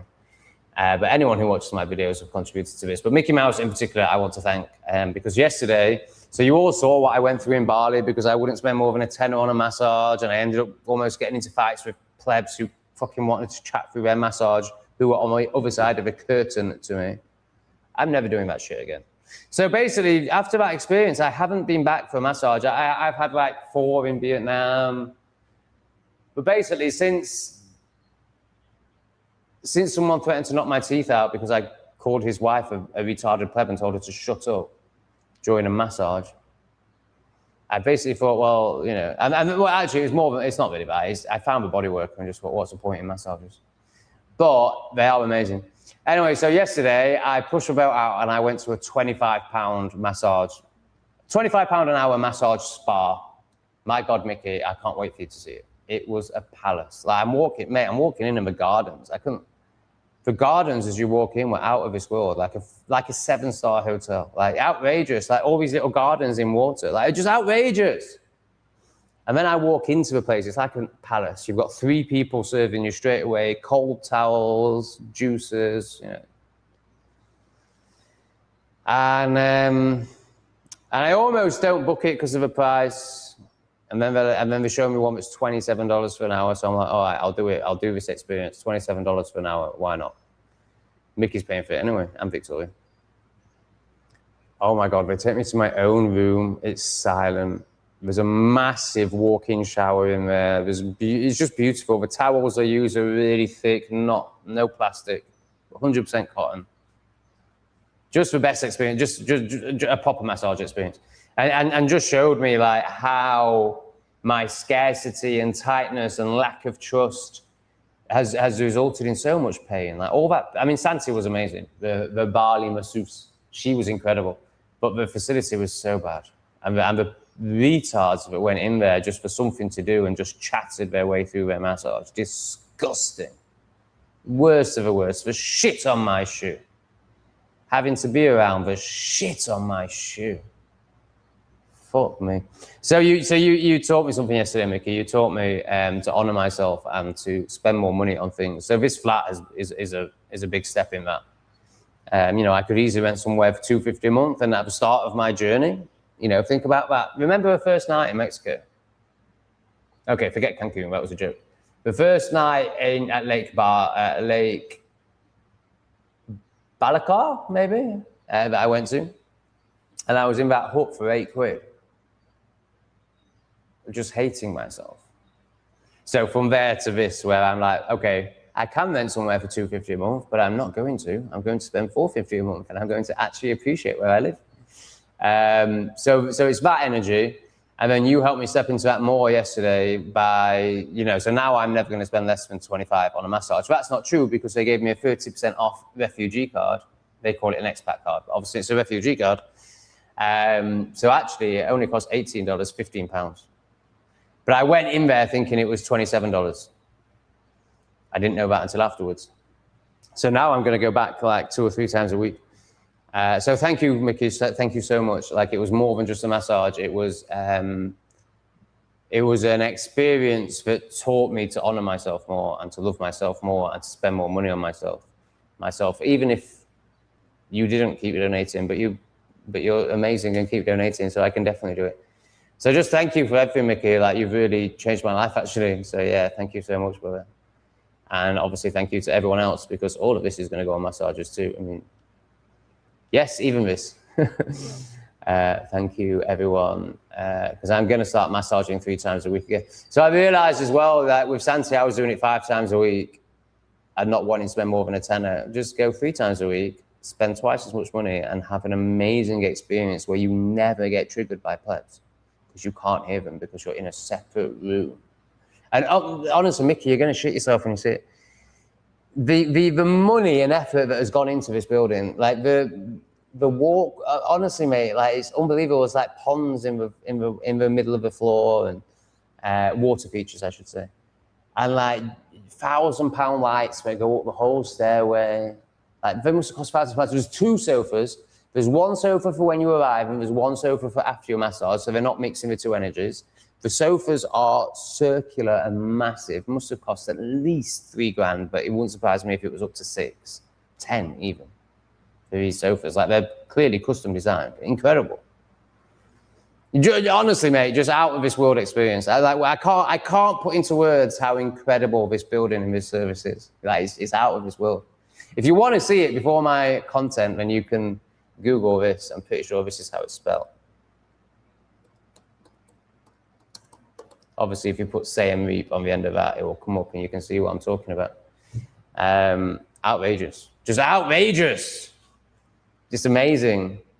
Oh, what am I going to do? That's going to affect my whole day. I'm going to need at least 4 rent boys at the same time to get over it. Oh, a spastic thinks I'm a spastic. He doesn't understand how projection works. He doesn't understand. He's just talking about himself. Whoa, what am I going to do? I ain't going to work tomorrow. You got a lot of haters on here, my brother. We'll email you, as would be lovely to tell you about my life, mate. It forces, mate, and my life. Yeah, also, mate, I'd love to get to know you better. Yeah, do it.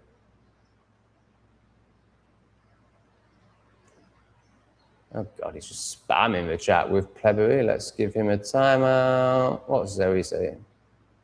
Oh, I've lost it because I just timed him out and the whole chat moved. That was strange. Oh, I think I was here. Zoe. Driving with my vegetarian friend, I hit a rabbit on the road. My friend jumped out and said, it's still alive. I got out, picked it up by the back legs, and hit its head on the road, cooked it later.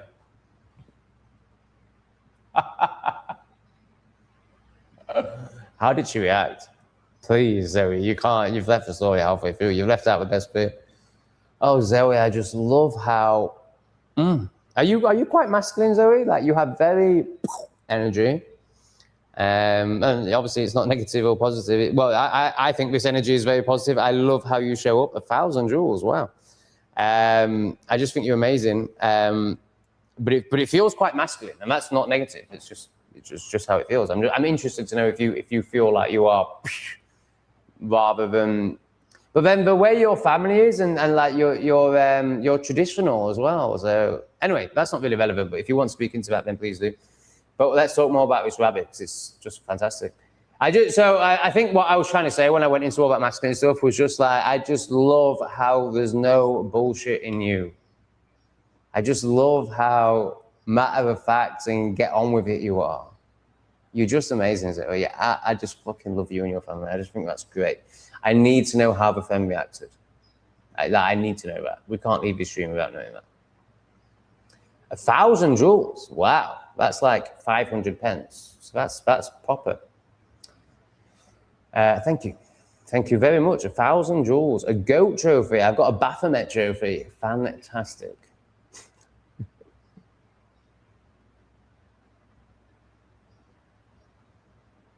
Why do you care? Why are you so obsessed with drama, Rachel? Right, let's try and leave Rachel then. So obsessed with drama, she's asking about Sophie. Oh my God, it's just desperate. Do you have AIDS? You look ill lately. No, I definitely don't have AIDS. I look amazing. I look very healthy. Admittedly, smoking does make my eyes go a bit dark. But God, I'm so healthy. And I look amazing. Like, what a stupid projection. Oh my God, they're actually talking about Sophie. It's just so pathetic. So pathetic. Hello, Sheffield Uncut. Good to have you here, man.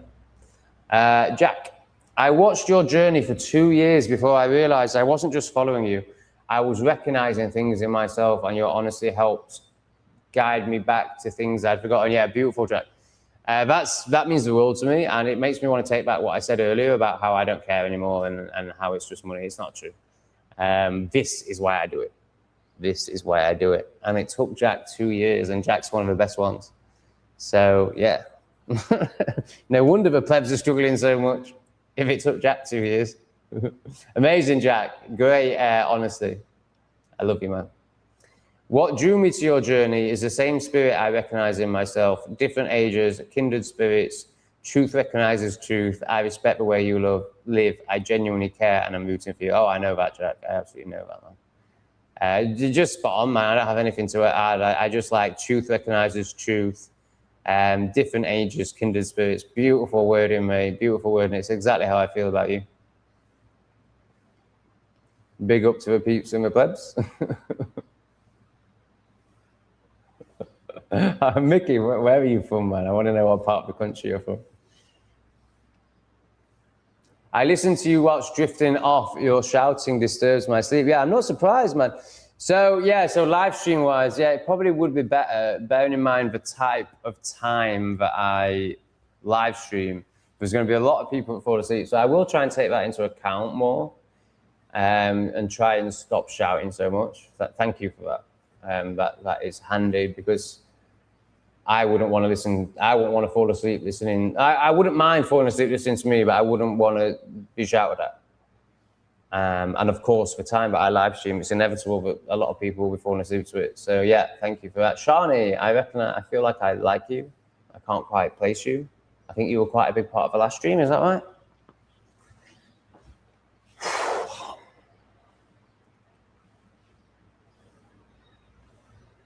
I can't believe how much hate you get. Well, the more your light shines, the more the dark attacks it. You know, so this is, you know, any spiritual teacher, you know, you'll hear them talking about you have to shine your light anyway. Like the spiritual journey really is the actual, not the spiritual woo-woo bullshit journey. But the actual journey is, can you learn to shine your light in the face of hate? Because the more you shine your light, the more hate you'll get. So what most people do is they stop shining because they're scared of hate. No, I just keep shining. And I just let them hate more and more and more and more. So yeah, it's getting really strong right now, but I think it's about to pop. I don't think you'll be like this for too much longer. Like they're not going to win. I'm not going to change for them. So they're either going to pop like Jack just described and realize what they're actually meant to be doing, or it's going to get too much from them and they'll fuck off.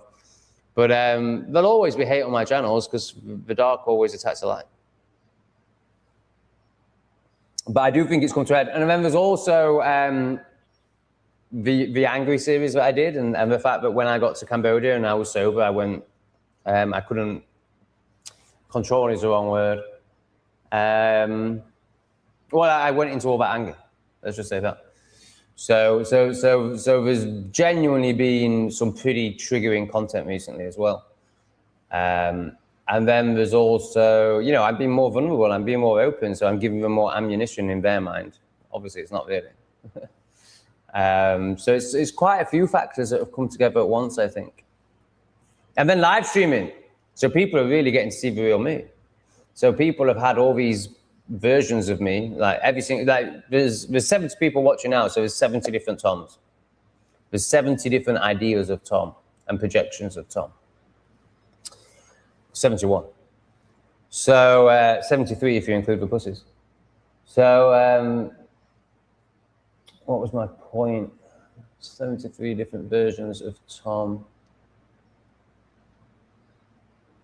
Basically, people will just make you, you know, people will only see you through their sphere of trauma and projection, and they'll make you what they need you to be. I've lost it. It was a good point I was going on to. Oh my God, these women are so boring. I'm sorry, Debbie, but I'm including you in it. Like, what? Honestly, really? Yes. But, you know, use the chat however you want, that's fine. But for me, it's like, oh my God, shifting through people, talking about cooking beetroot, my God. How have you managed that, you little fucking sket? Well, guess what's going to happen, Sketface? You're not going to Energy Vampire, you're not going to Lush Farm. You're going to get Kung Fu Panda. See you later, Vampire. I don't care, Rachel. I'm not interested in your silly, boring stories anymore. If you're not sending money, you're getting no attention whatsoever.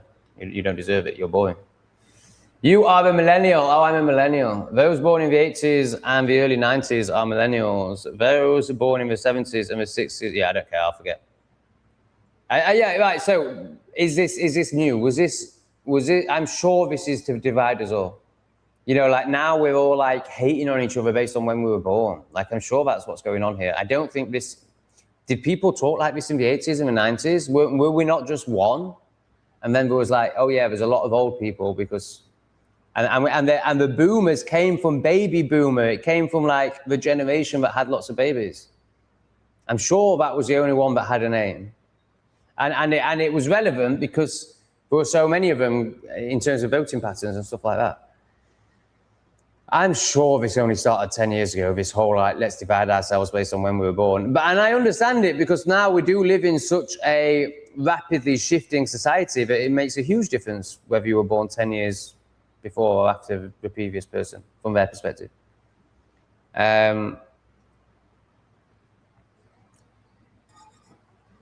So I get why it's a thing, but I'm sure it's just part of a division. Can somebody answer that for me? Can an older person answer, like, you didn't used to talk like this, right? This only started in 2010.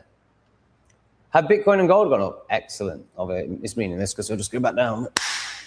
But in general, we know the trajectory of Bitcoin and gold is this.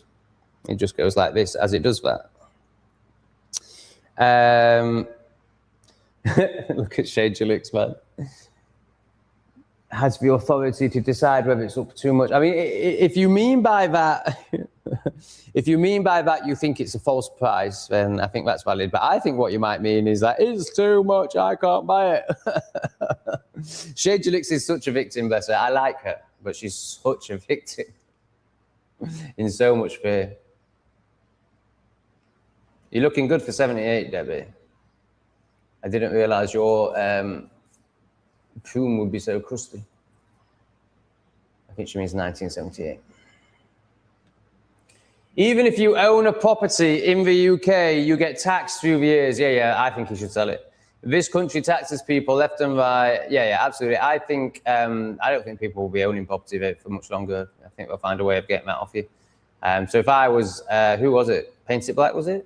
I would be selling up. But there is this thing about monthly income, which if you keep the house, you don't. Are rent boys plebs? Yeah. I think you can make a generalization based on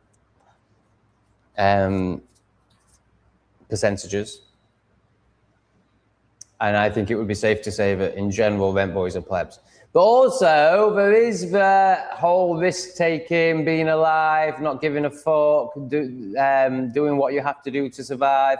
So if I was Cambodian, and my choices were working all day, every day for £3, or meeting one guy for an hour for 20 quid, I would definitely be a rent boy. So is that disrespectful or is that just sensible? I mean, to me, it's sensible. To me, it's getting ahead. To me, it's escaping the rat race. Obviously, it's not ideal. Now, the problem is they've got a short shelf life. Like, they've only got until they're 25, really. Unless they've got a big dick. Or they're really good looking and go to the gym a lot. And then they might be able to eke it out to the 35. But no one's paying a 40-year-old. No one's really paying a 30-year-old. Unless they're really good looking and go to the gym a lot and have a big dick. So it's a short shelf life. It's not a career path. But it's definitely one that I would take over working in a field or working on a fucking stall. I'd much rather just give someone my ass for an hour and get 4 times more money. To me, it's a no-brainer. Because to me, it's about freedom. It's about, like, yeah, of course, that isn't energetically a good way to earn money or anything like that. But it's about having time. So I would choose, and also you wouldn't even need to do it every day. If you wanted to live a life of luxury and you were materialistic, then you could do it every day. But if you were actually just seeking time and freedom, then you could do that 3 times a week, work 3 hours a week, and have all the time and freedom you want. So I actually have great respect for them. Whilst also not having a great deal of respect.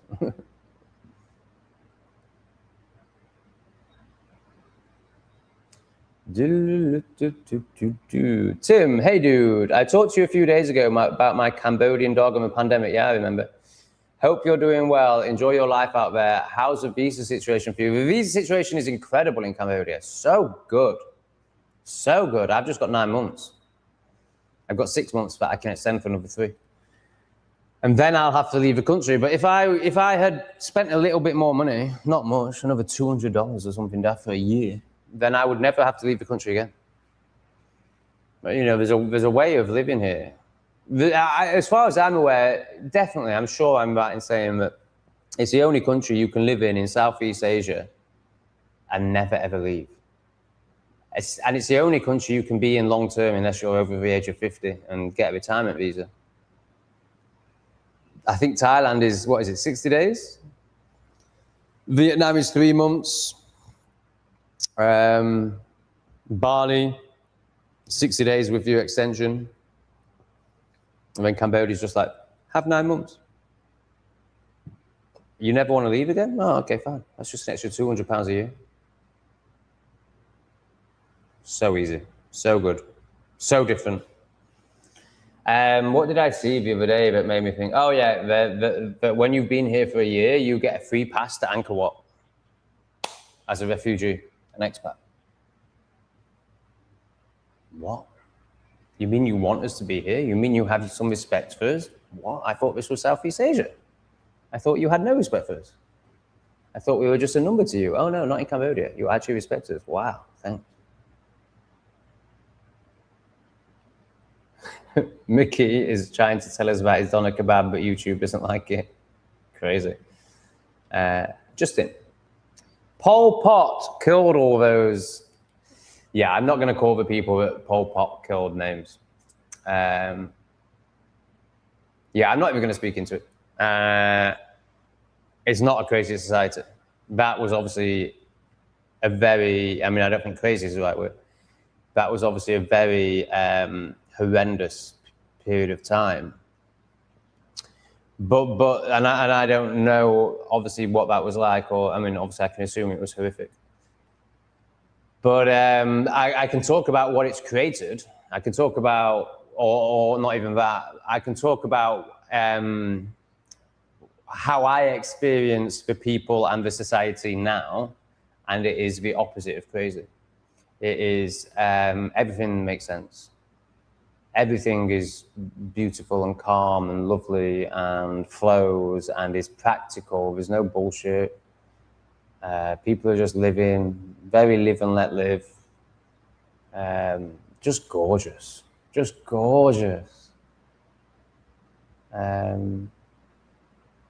So actually, I think you're wrong in terms of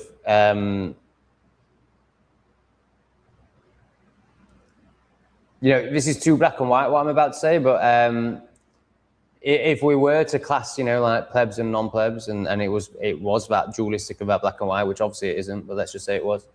I think it would actually be the other way around. Like, I think he killed people that were a threat to him. He killed people that had a backbone. He killed people that were going to stand up against his regime. He wanted plebs. He wanted easily controlled people. So I think it's actually completely the opposite of what you're saying. But thanks for the 2, Justin, and thanks for the contribution and the questions. Feel free to keep going, and they will get answered, especially when you attach Q to them.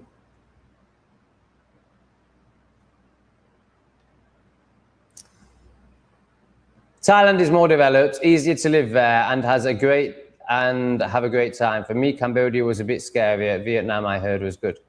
So there's a good reflection of somebody who, I'm making an assumption here based on that, who basically is holidayed out here, not lived out here.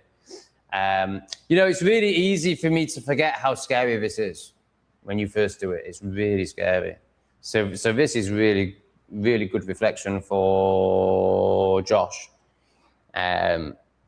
Honestly, Thailand is so easy. Like, Bangkok is overwhelming. I would not recommend, you'll fly into Bangkok, so it'll be the cheapest place, but I would just recommend getting out there straight away.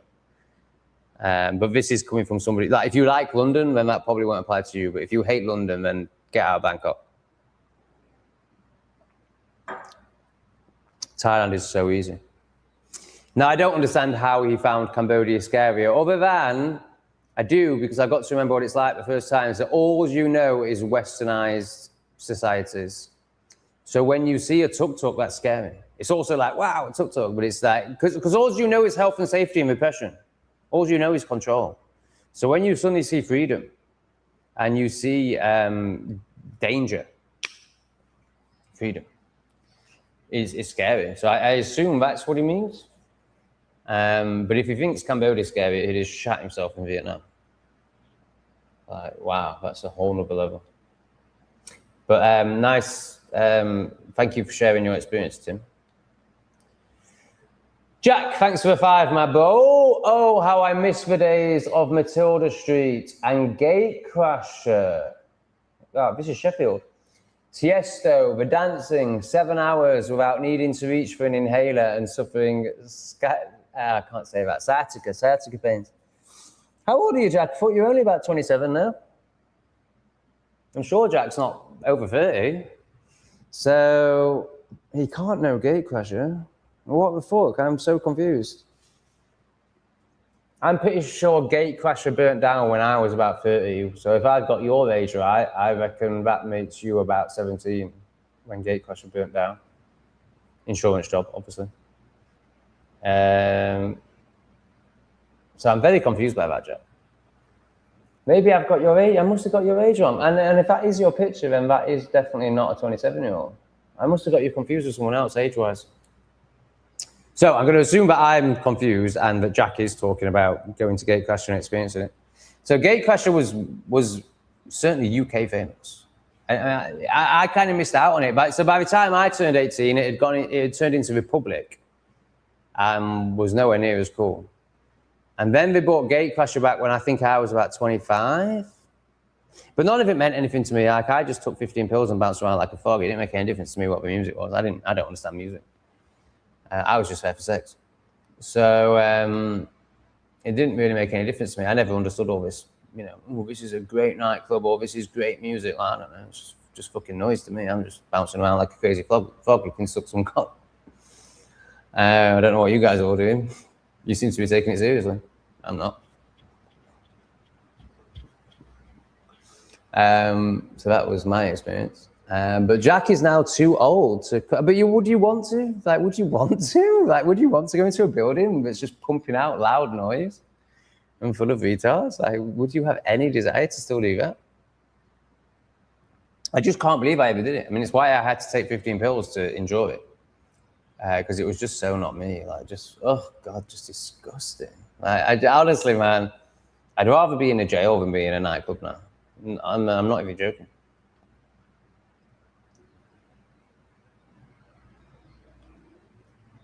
Just watched a bloke in Thailand. It's proper cheap. It's very good value for money, yeah. But it's a lot more than it used to be. If you want proper cheap, then you go to Vietnam.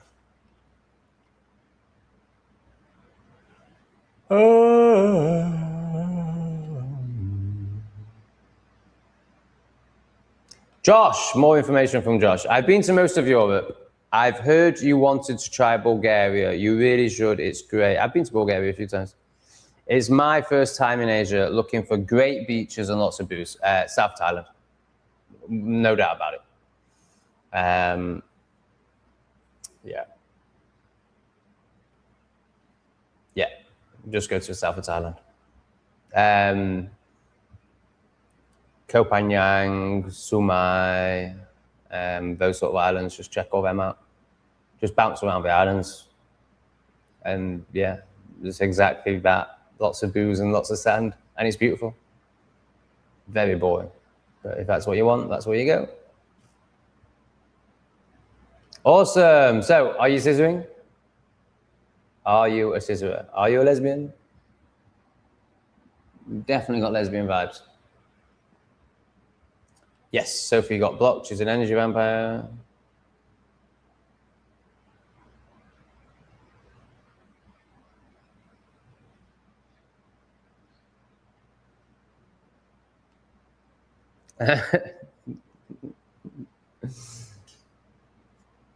Yeah, so Tim smoked DMT and everything turned into Legos. I've had a similar experience to that. I would say more Meccano. But yeah, it's interesting, isn't it? Kind of suggests that this is a simulation.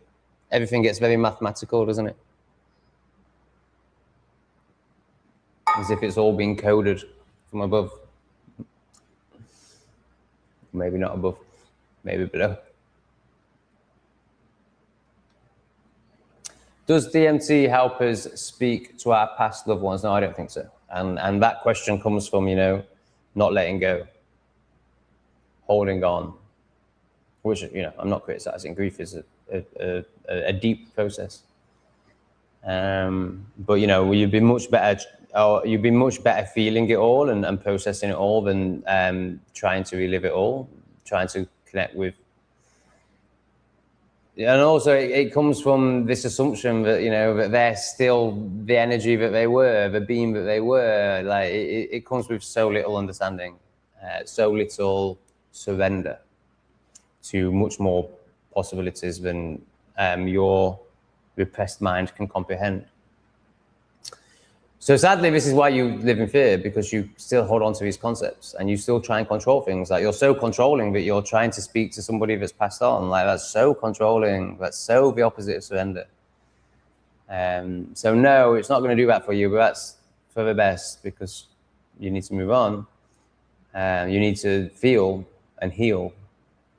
And that will help you to stop living in so much fear and projection. My experience sucked, lol, but after I lived in Thailand and Cambodia for 4 years, been traveling over 14 years now, love it. Oh, wow. So, okay, so I think when you first said that Cambodia scared you, I think you were like really serving Josh and really speaking into your first times out here, but you weren't speaking into where you are at now, which I really respect, because that's like putting the information that Josh needed ahead of your ego and what people think of you. So that's amazing. That says a lot about you, Tim.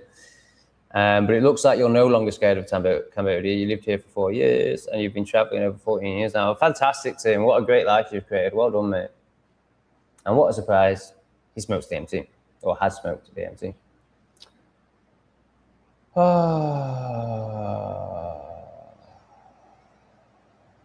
Will you stop plugging your live stream in my live stream, please? Oh, brilliant. How are you live streaming and in my chat? I mean, it must be a terrible live stream. You must be so desperate that you are sacrificing your live stream to try and get 3 people over, and it's going to be the plebs, it's going to be Strawman, it's going to be the Hitchell. So take them, please. Please take them. Wow, that's crazy. Good on you, though.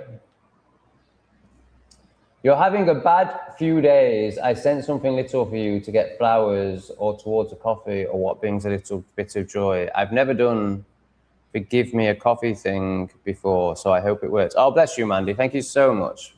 Bless you, especially if it's like the first time you've done that. I'm really touched. I think it's most likely going to go on a massage. That seems to be my thing at the moment. I mean, I'm drinking coffee, so it could easily go on that, or it could go on black currants too, but they're very cheap. So I feel like really the donations at the moment are going towards massages. They're what's really serving me most, and they're like what's slightly beyond my budget without help from you guys. So yeah, I really appreciate that, Mandy. Maybe you heard me talk about the place that I've just found for massages and how out of this world it is. That's where it's going to go. Thank you so much. The ones who are nuts are those who accept the government stop and propaganda and think it won't happen to them. Go travel, explore, learn, grow. Those afraid to leave the nest will die in it. Tim, you're amazing, mate. I hope we see more of you. I feel like you're new. You're amazing. I just love you.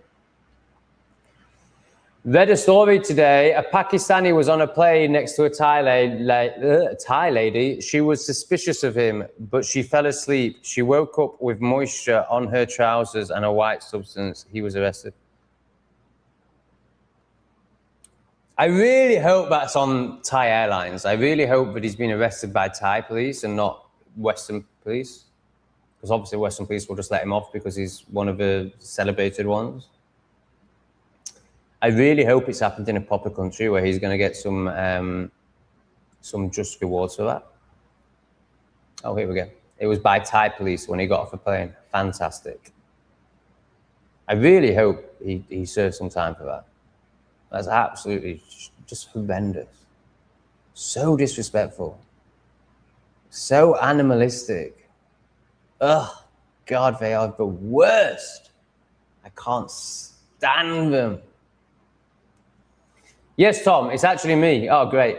My daughter took the pic at my childish, overexcited grin at speeding along in my new soft top on a beautiful, sunny wind in my hair 7 years ago. Oh, Jack's way older than I thought. Amazing, mate, amazing. I love it. It's so you. It's so you. It's so fantastic.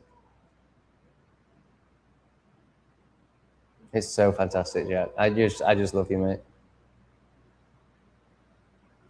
Hey, man. DMT is hard to get now, is it? I wouldn't know. I never struggled. Would love to try DMT. Best I've done is LSD and lots of K-holes. Yeah, so K-holes are very intense. And so is LSD, but, you know, nothing compared to the other two. Yeah, I mean, if you're into K-holes, then I don't think you're going to have too much trouble with surrendering to LSD. And you're definitely ready if you're doing that.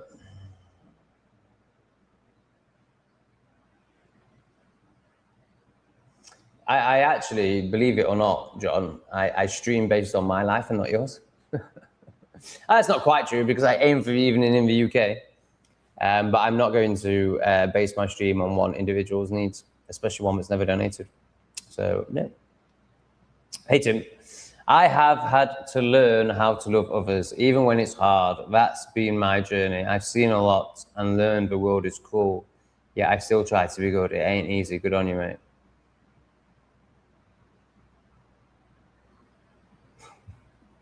mate. This guy, man, this guy's the real shit. He's the real shit. He is my kind of guy. Let me know if you ever say a meet, Tim. My friend freaked out. All right, so this is the rabbit. This is amazing. So Zoe's driving along with her vegetarian, virtue signaling libtard of a friend. I imagine we're not still friends, but you know, this was probably pre-2020. And they hit a rabbit. And the virtue signaler starts virtue signaling and freaking out. So Zoe kills it and cooks it. And this is what the friend did. She freaked out, screamed at me all the way home, and refused my offer to stay for dinner.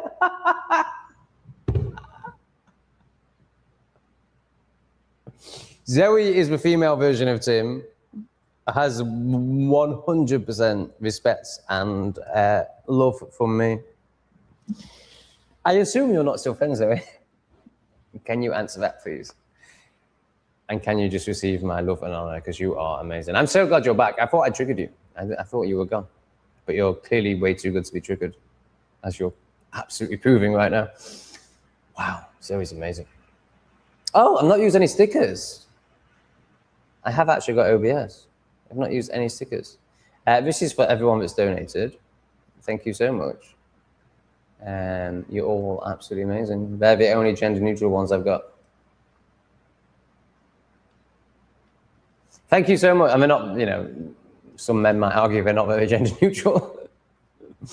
Thank you so much to everyone that's donated. I'm sorry I've neglected the stickers. Oh my God, Rachel, she's going to get some attention. I will donate more if you go live at 9 p.m. in the UK. I'm not working to your demands. Did she do that ages ago? I think she might have done that ages ago. Oh, sorry, I missed that, Rachel. My apologies. That wasn't intentional. You will absolutely get my attention if you send me money. It stopped flashing up for me, but I'm fairly good at being on it now and knowing that it's on 15 now. So if I see 16, then I react. But I'm sorry I missed you, Rachel. So that is actually my aim, Rachel. You know, as in my ideal scenario is I fall asleep at 9 p.m. and I wake up at 3 a.m., which is 9 p.m. for you. But, you know, I'm not going to be like, oh, Rachel says she's going to give me money, so I'm going to set an alarm. No. I'm going to keep honoring and respecting myself.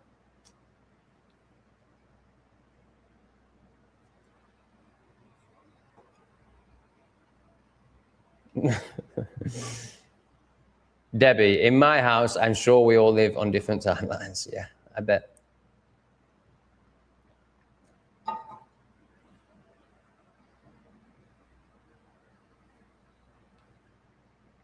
For me, Tom, I don't claim to know you unlike the plebeians, but I absolutely recognize something in you and how you see the world, and it resonates with me.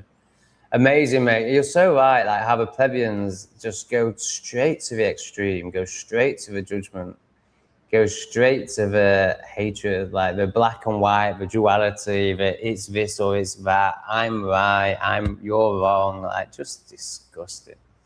They're so intellectual still, they're so unsurrendered, they're so unfeeling, they're so unwise. And they're still trying to hang on to the old paradigm. They're still trying to hang on to intellectualism. They're still trying to hang on to it's this or it's that, black and white, right and wrong. And it's all crumbling. So they're reacting more and more because what they're trying to hang on to is crumbling, and doesn't really exist anymore, and certainly won't exist soon. So they're going fucking crazy. And then there's like these beautiful free beings like you and me, Jack, and they just can't fucking stand it. Just get into gold whenever you can. When I first lived in Thailand in 2014, gold was 1,200. It's now close to what, 4K. I totally agree, Tim, and it's what I've done with very little amounts of money. But you know, my little amounts of savings are in gold and Bitcoin. And the problem I have with it is you don't get anything back until you sell it. So you're dead right, it's a long-term investment. But, so there was a time where I owned 4 houses. And I look back at that, so I'm glad that I don't anymore in terms of what's coming and in terms of being out of the system and the UK government just having nothing to do with me, taxation-wise and all that. I'm glad I don't own any property.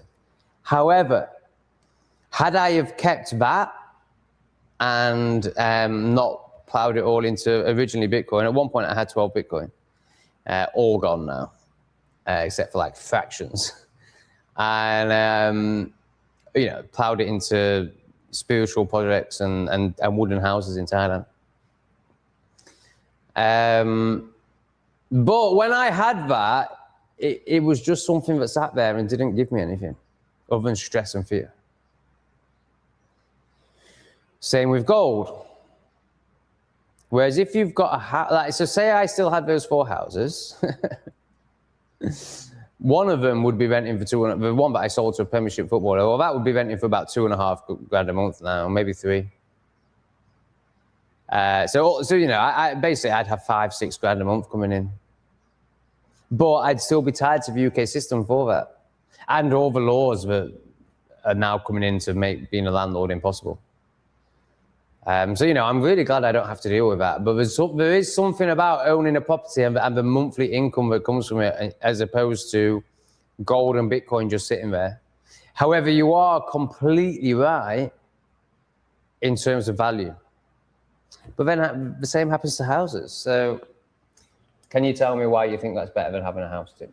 And I don't think I disagree, because you can be more out of the system, but you're still, even Bitcoin is made by the CIA. So.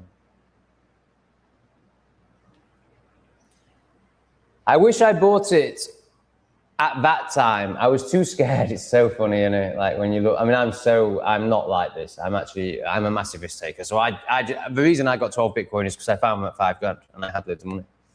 So I just put all the spare money I had into it without even really understanding it. Because what I did understand is that fiat is fake.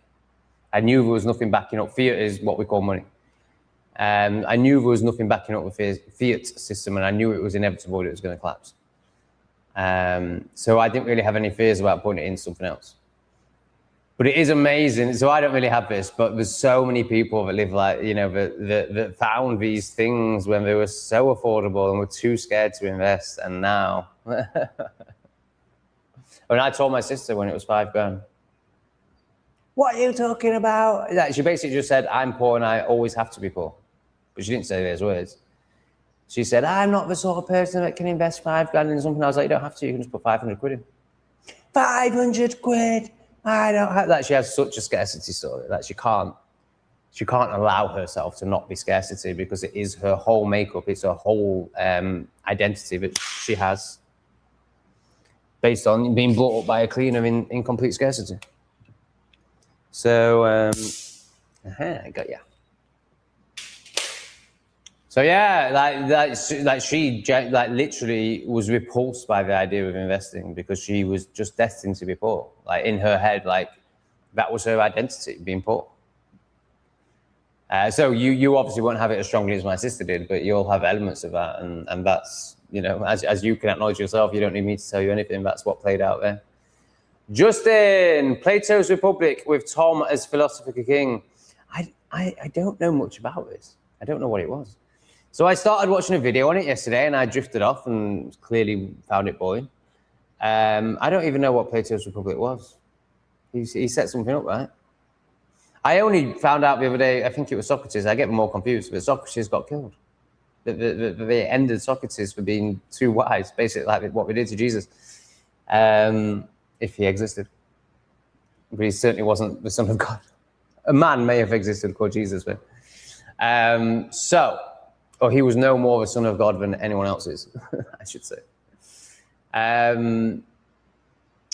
Where are we at? Yeah, I know nothing about Plato's Republic.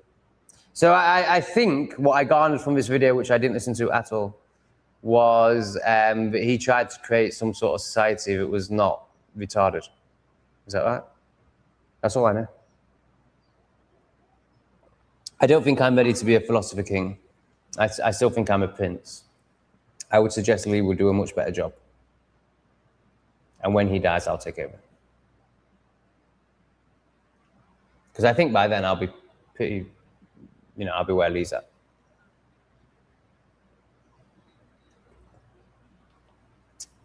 I'm past caring if people are women or men, if I connect, all good. Are you talking sexually? Would you lick the letters? I didn't expect that. I thought you'd be quite heteronormative. But you'd have the fish on your face? Is that right, Debbie? Is that what you're saying? To speak plebeian, I'm Gen X. It is plebeian, isn't it? No one's answered my questions. It is plebeian to do this whole Gen X thing, right? I think Jack agrees.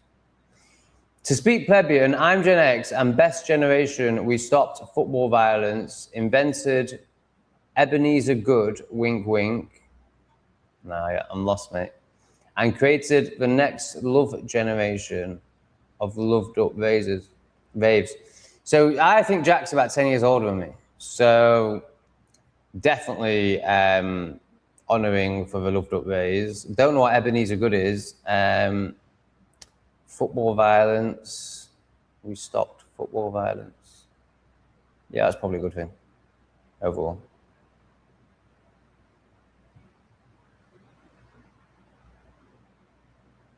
Yeah, Debbie doesn't have the power to ban anyone, just to let you know.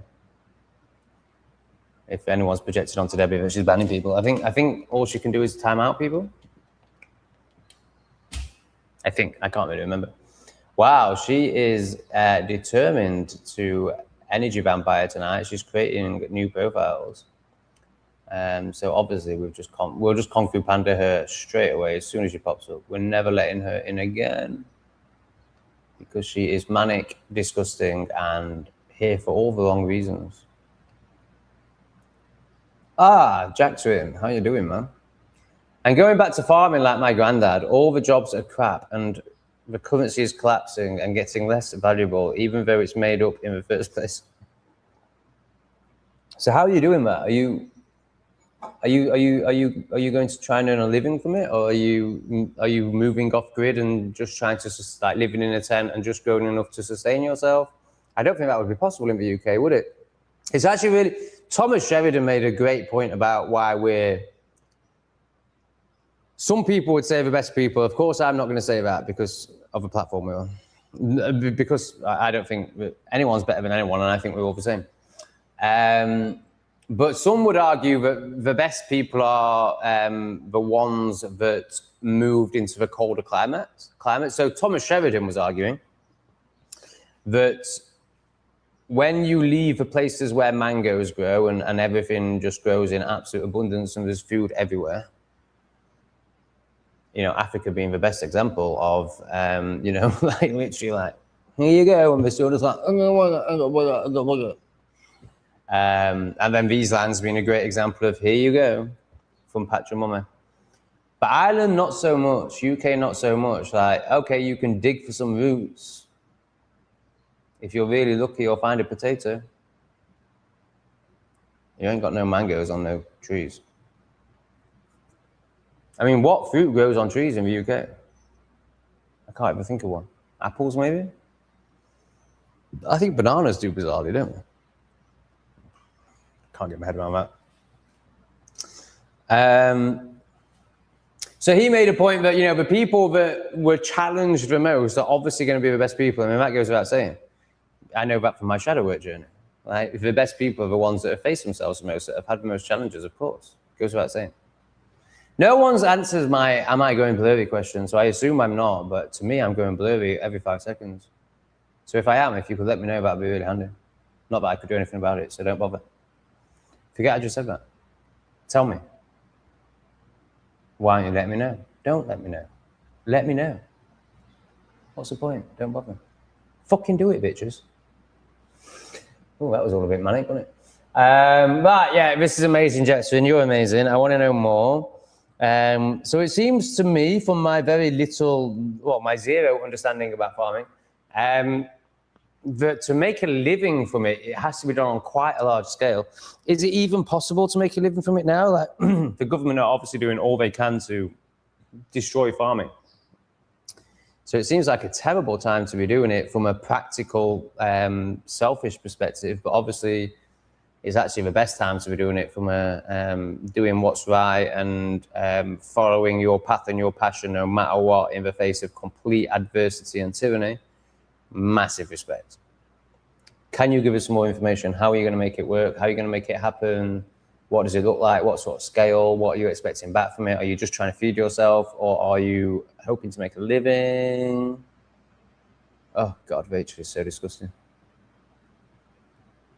Can you imagine being excited that Sophie's back?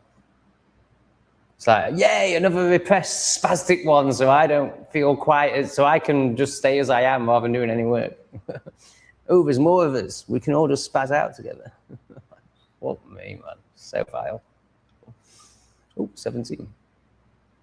Debbie. Yes, Picky's going blurry a bit. Yeah. Thank you, Debbie. Thank you. Fuck me. At least we've got one that's not a retard. Only joking. There's loads. Tim and Jax. And Jax will spring to mind straight away. And there's loads more. Riley. Not so much Rachel. Definitely retarded. Oh my God. So retarded. And this is the hater. Like she says she's already a hater. She loves to try and wind me up, because it's all she's got. Oh my God! Look who's back! Wow! Oh wow! So it's the spaz moderator I had, who hates me now because I rejected his friendship. He's so hurt by me rejecting his friendship, but he's now a hater. Still the same old boring crap. Can you imagine calling me boring? Look at the level of projection in that. So this is the most boring man in the world. Like, he's so boring. He's so dull. And he's so low IQ. So obviously there's no spirituality in this man. There's no meeting himself. We can't even talk about that. We can only assess him from a very, I don't think it's even third dimension. I think 2-dimensional perspective, because this man is like a 1D human. First, I forget what Lee calls it, but, just the first level, like just purely of the ego. Like there's no self reflection there whatsoever. No consciousness whatsoever. So this man is only able to project. So he's literally the most boring man in the world. He's calling me boring. Like, of all the things, of all the ways to try and insult me, to call me boring, I'm definitely not boring. Not watched you for ages. Oh, because that means something. The most boring person in the world, who is triggered because he was so desperate to be my friend. So he's responding to rejection right now from a triggered place, rather than just, okay, Tom doesn't want to be my friend, but I love myself enough and know myself well enough for that not to affect me. He's still 6 months later in a huge trigger over it, because he's so upset that I don't want to be his friend. Not watched you for ages, but same old, same old. It says the most boring man in the world that could never create a video, would never get watched by anyone. Such a sad bastard, it's unbelievable. Nice seeing you, Pete. You sad cunt. Good for you, Tom. We chatted to survivors and we're inspired by their optimism after such horror. Presumably you're talking about Cambodia there, and you agree with what I said. I think that's what you're referring to. Cheers, Solar. Nice contribution. You know much more than me. Please share what you think.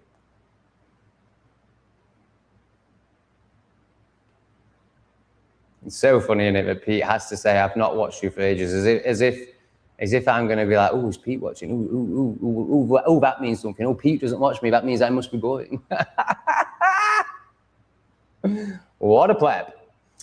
So most of it, what did you blow 12 Bitcoin on? Most of it went on the community center. So when I sold them, they were only worth 7.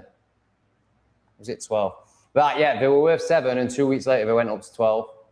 It was just before the 21,000 bull run, where the top was 21,000. So 2 weeks later, they went up to 12. Within 6 months, they were worth 21 grand. So I was suicidal. And I spent them all. I basically got bullied by my friend well, he wasn't really my friend. He kind of still is my friend, but he did bully me into selling all my Bitcoin to create this community center, which he then fucked up by shagging everyone. I also completely fucked it up by being depressed and thinking that I was some sort of leader. We both completely fucked it up. But I was the one that lost all the money, even though he's now angry with me about money. He lost 10 grand, I lost 200. And he's angry with me about money. Okay, mate. Okay. So basically, I think 8 of them went on that community center, 8 times 7, 56. Yeah, so it was something about I was remortgaging, I can't quite remember. When I took the building on, I took a 25-year lease and I knew it needed X amount of money. And I'd told myself that I could remortgage one of my properties for that money and did it all on that basis. Massive risk. And then couldn't remortgage my property. I can't remember why, but I couldn't remortgage my property. So then I was halfway through a project which needed another 60 grand. So he convinced me to sell about 8 of my Bitcoin, I think. And then the other 4 went on the teak house in Thailand.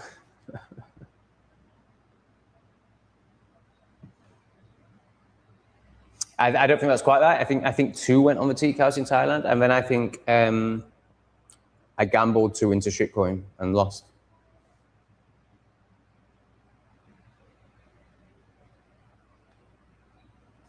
I went to a computer store in Phnom Penh.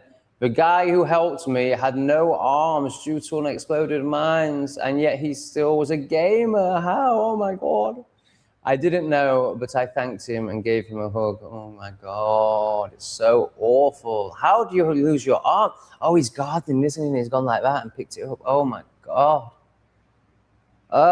It's just so, honestly, these people are so beautiful. And the fact that so many of them have lost their limbs due to disgusting globalists who pretend to be the US government. Absolutely disgusting. But I'm going to get a technician in today. You all know him as Lee, and he's going to sort this camera out because this is terrible. I'm ready to start learning again. Lee's been trying to teach me stuff the last few days, and I've just been like, Lee, I'm literally about to jump off a balcony. Can you please stop trying to teach me more about technology? So he's backed away for the last 3 days, but I'm gonna open to it again.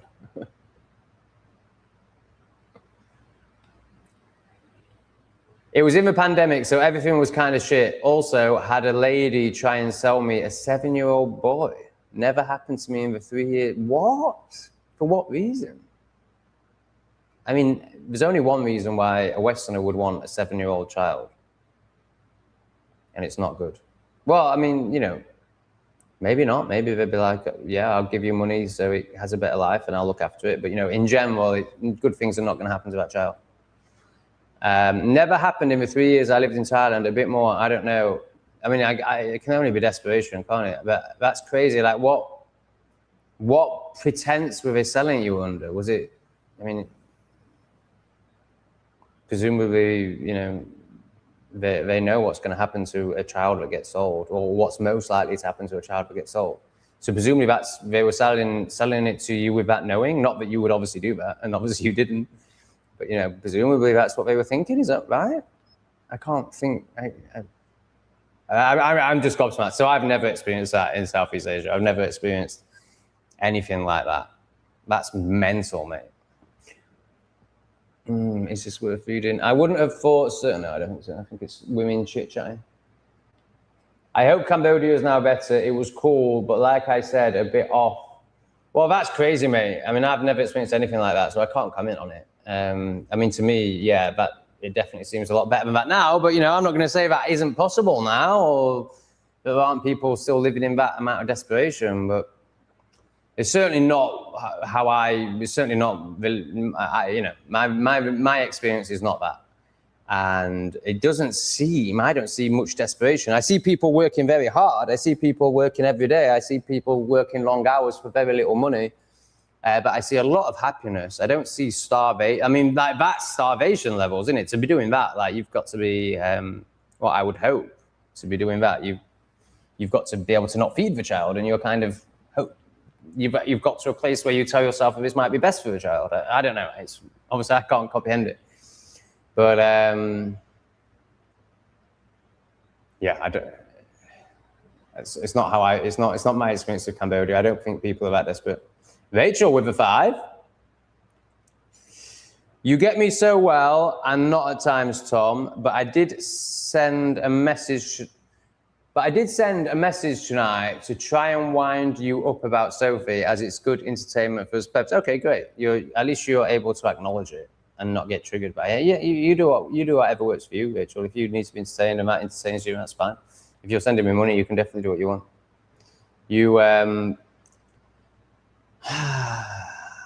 So you retarding out doesn't really trigger me that much. It saddens me, and it's like, oh God.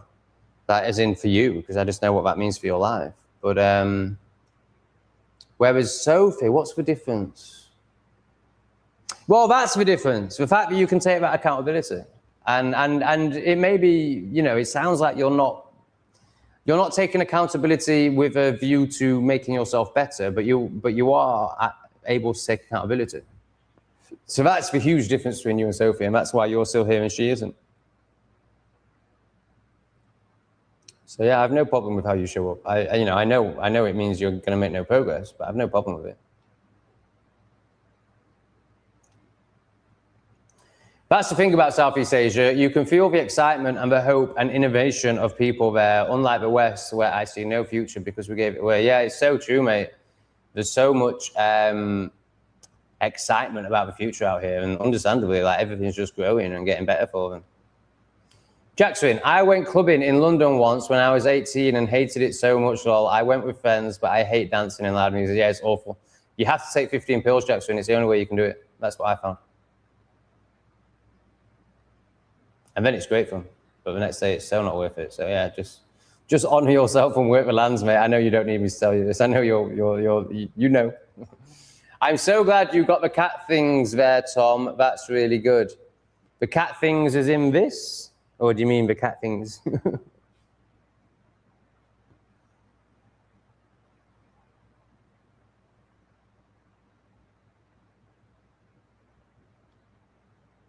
I'd put a shit ton of laxatives in the milk when it arrives and let them steal it. A big fat dose of reap what you sow to the thief. I've not got the context, but it sounds like somebody's been stealing Riley's milk, so she's put laxatives in it. That's fantastic. What's the communist saying? Ah, God, I don't have any context, but it sounds like a lot of fun. So here's the expectation and the entitlement. How rude when I donate to you, Tom, that I'd go over to another live when you know I can't, as I'm a technophobe. She is funny, and she is good at taking accountability. Like, oh man, I have a very love-hate relationship with Rachel. Like, she really does do my head in terms of, you know, what she's doing to herself. But she is funny and able to take accountability as well. I don't know why I'm being in this person's comments up. I can't quite remember where I got to with this person. I can't remember. I've lived in London, Liverpool, Cornwall, Romania, Bulgaria, Ireland, and long stay in India. Never had a single problem with a Muslim. Yeah, I think it's because they Yeah, no, this person is a twat. But they send the worst ones to us. So they literally empty their jails and they send the worst ones. So when you go to a Muslim country, they're fine because they have boundaries and they're in community and they respect their country and they respect the laws, and they're not in a two-tier system that lets them off with everything, and they don't arrive to a country where that country tells them that that colonialism was a bad thing and we owe you something and don't respect us and rape our women. So of course we get the worst ones. But this person is a libtard, so there's not really much point speaking about what they say. Tim is right. In history, no currency has survived except gold money. Same thing will happen with current day government currencies. They'll all go to zero eventuality. Definitely true. However, as Lee says, why is gold worth anything? What can you do with gold? It's useless. It's worthless. I mean, it's not quite true. Like it's conductive, isn't it? And there's a few things you can actually practically do with it. But silver is much more practical. So really, Lee makes a very good argument for the same will happen to gold because we're moving into a new paradigm. Like, yes, it's always collapsed back to gold because we've always been in this same paradigm. This I don't know what to call it. I'll just call it spaz world, where money is a part of it. But you know, where Lee thinks we're going, money isn't going to be a thing for much longer.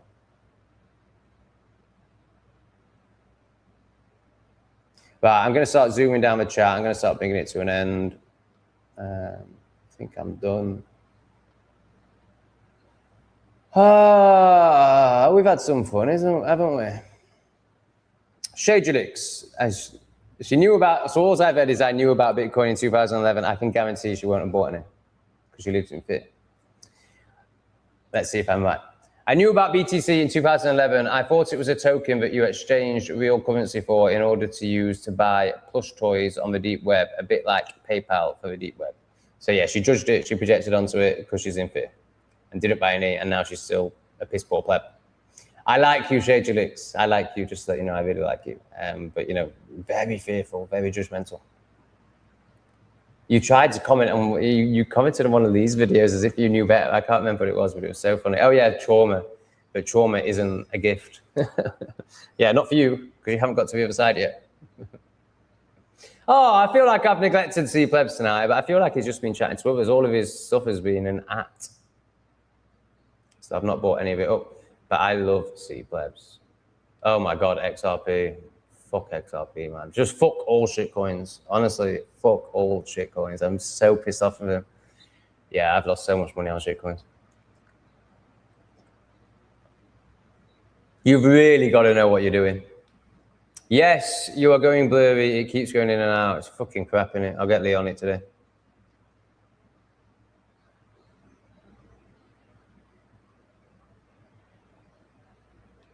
Oh, that's interesting. I'm not going to speak into it because I know nothing, but that is interesting. Turns out that cancer cells rely on the same source of sustenance as for parasites. Oh, so that's good news, isn't it? So whatever you found will get rid of all of it. I mean, parasites are cancer, aren't they? Basically.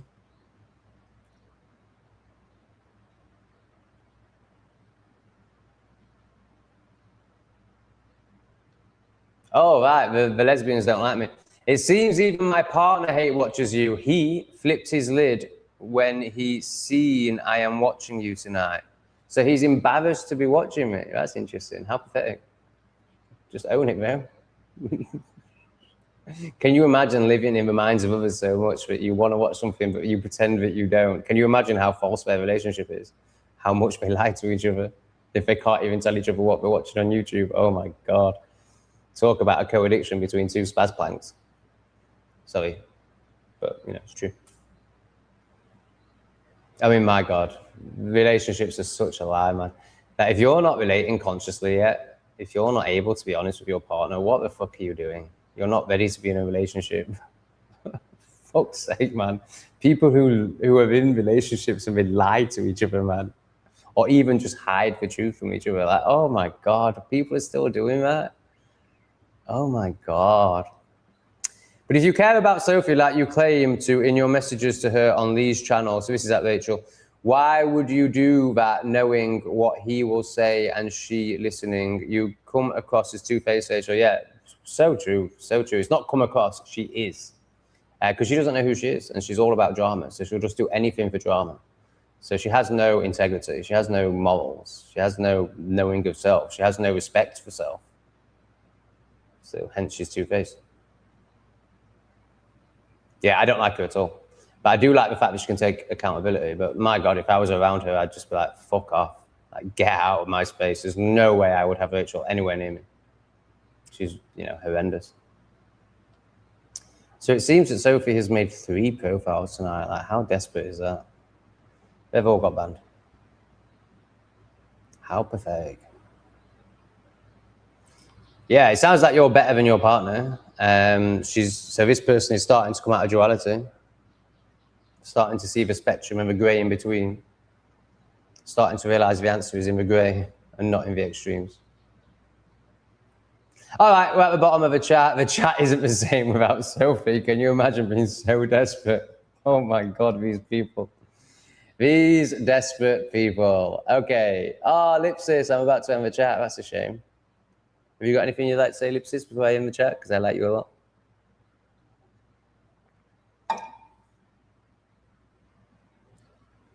I'm literally just waiting for Lipsis comment now.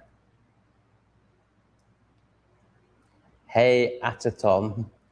We don't really get it, but hey. All right, let's read Jay Rexin and then we'll go. Jackson. The same won't happen to gold because it's genuinely rare. I don't think that's true, mate. I don't think that's true. I think these things just reproduce themselves. I mean, do you think oil is rare, or do you know that oil just reproduces itself? I think, oil's obvious. Gold, I'm not so sure about. But I don't think anything's rare. So the value is in its rarity. It's only made when a star collapses. Unless a comet lands on Earth full of gold, it won't lose its value. Yeah, but you're basing that on us needing a monetary value in things. What if that changes? I mean, if that changes, obviously it's irrelevant anyway, so it doesn't really matter. But yeah, so I suppose if you're talking about investing money, then you're coming from the paradigm that money is still going to be a thing in 10, 20 years. And therefore you are right about everything you say about gold. But I'm coming from a paradigm where none of this matters because money ain't going to be a thing soon. But yes, from the paradigm we're currently in, gold is definitely the safest bet, I think. All right, Lipsis is Persian. I'm Persian. Wow, that's interesting. Persian. Is that what that says? Persian. Does that say Persian? I'm not sure. I do love your perspective. You're like Greg Davies in your honesty. I don't know who Greg Davies is. So your partner is embarrassingly watching me in the corner pretending he's not, and you're just commenting on my videos. So how does that work? Why is your partner such a pussy? I mean, your partner can't make you wet, can he? Let's be honest. He hasn't made you wet in ages. He's not a man.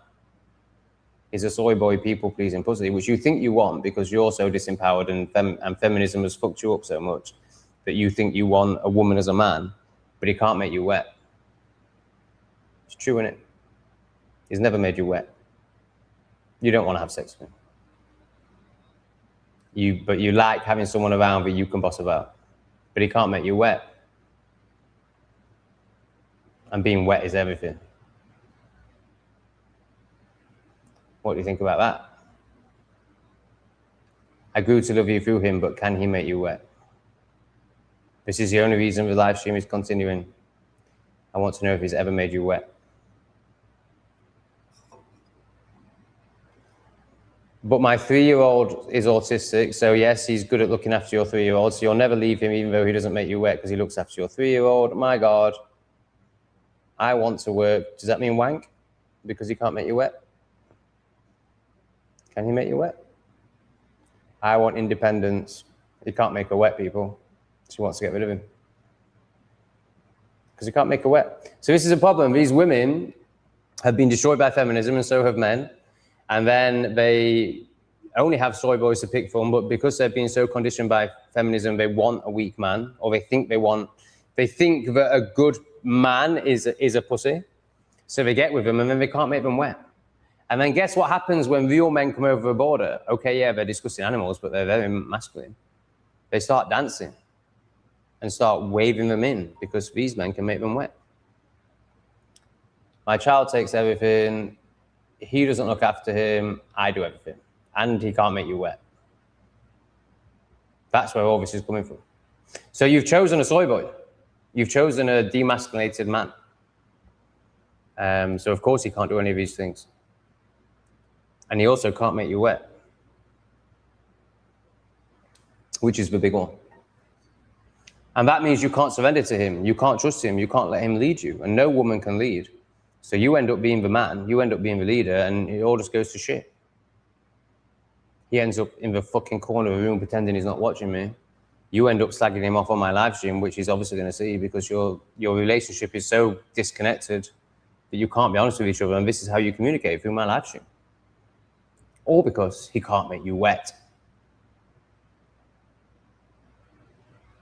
I'm not having a go at you. I've been in loads of relationships like this. And not quite this repressed. But, you know, loads of co-addictions where we're not being honest with each other and we're just manipulating each other to try and get our needs met. But it's disgusting. It's not disgusting, I don't judge it, but it's disgusting for you. I mean, look how, you know, it's all coming out now, like it's all spilling out.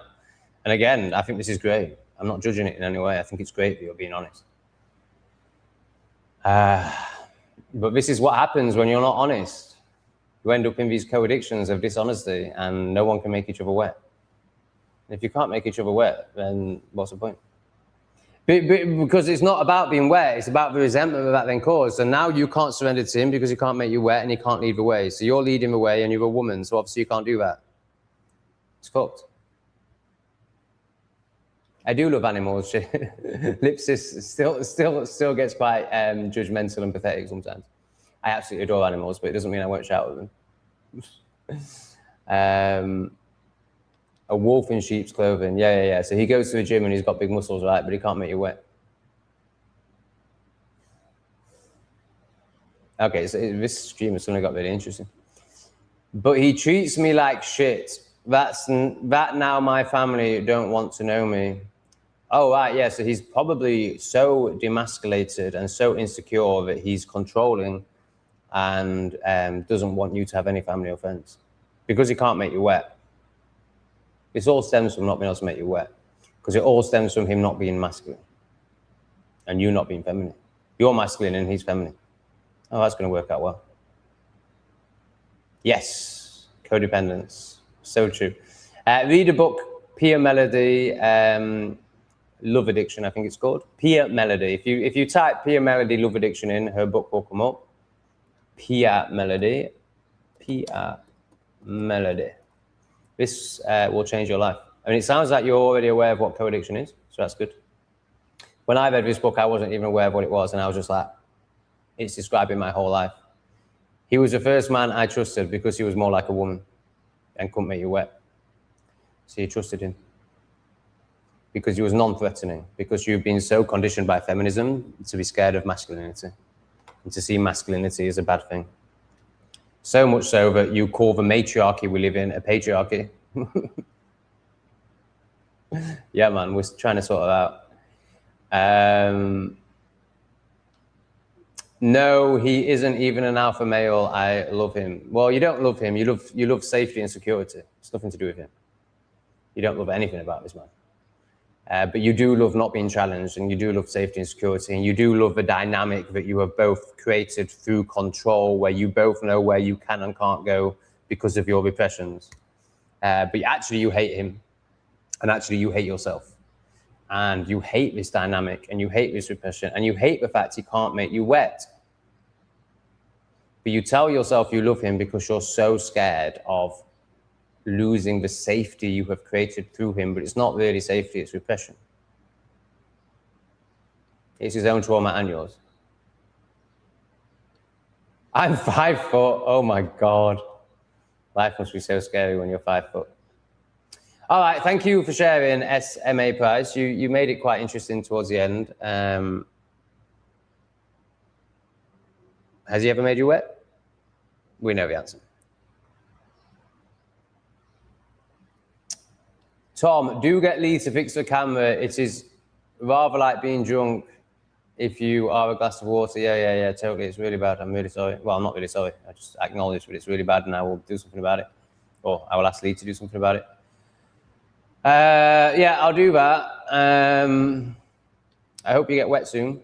But you'll only get wet when you surrender and become a woman and you meet an actual man. Try and get out of his co-addiction, or at least try and be honest with your co-addiction partner. Tell him he's never made you wet and you would like him to slap you and dominate you. Maybe not slap you, but you would like to be dominated like the bitch that you are.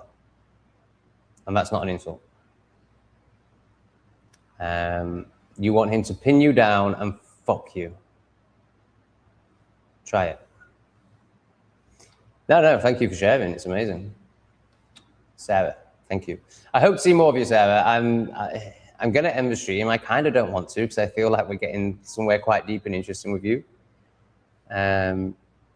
If you tell us that he's never made you wet, then I'll keep the stream going. But as long as you're hiding that, I'm less inclined. I've been through many traumas, Sarah. I hear you. Yeah, we've all got nothing but love for you, other than obviously the twats.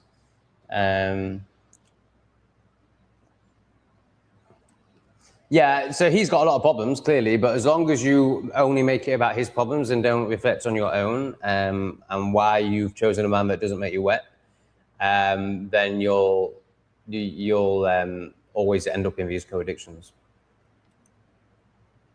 That was our premise from the beginning. What was? Not being wet. I love your energy. I'm learning. Amazing. Great. Yeah, read Pia Melody's Love Addiction book. And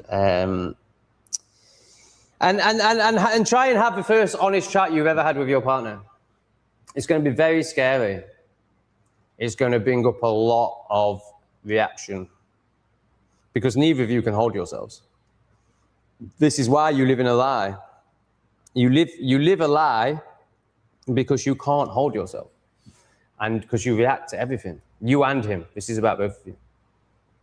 So you tread on eggshells around each other and you know what each other can take and can't take. So in general, you don't go over the boundaries. And then when you get triggered, you go straight over a boundary and do this because you know exactly what will trigger him. So there's no love here. There's no respect here. There's just two people coping together because the idea of being alone is so scary, but there's no respect or love or connection here. So bring it up. I mean, and if you can't, clip the last bit of this live and say, you know, this is the truth about our relationship, what we're going to do about it, and just send him this. You don't need to clip it. You just send him a live and say, watch the last 20 minutes. If you can't do it yourself, but you'd be much better doing it yourself. But he's going to have a massive reaction. I mean, he might even get violent. He might be so repressed that he would get violent over this. If you overstep his boundaries so much that you have both agreed to. Probably not verbally, because I don't think you've ever had an honest connection, an honest conversation with your man in your life.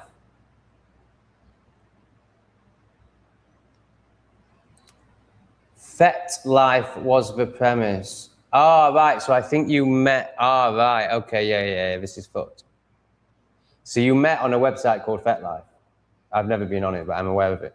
So this is a website where people with fetishes meet. So you realize that fetishes, kinks, are kinks in your nervous system and are from trauma, right? Not judging them, not making them wrong. Play them out as much as you need to, no problem. So, but the most broken people in the world are interested in fetish stuff.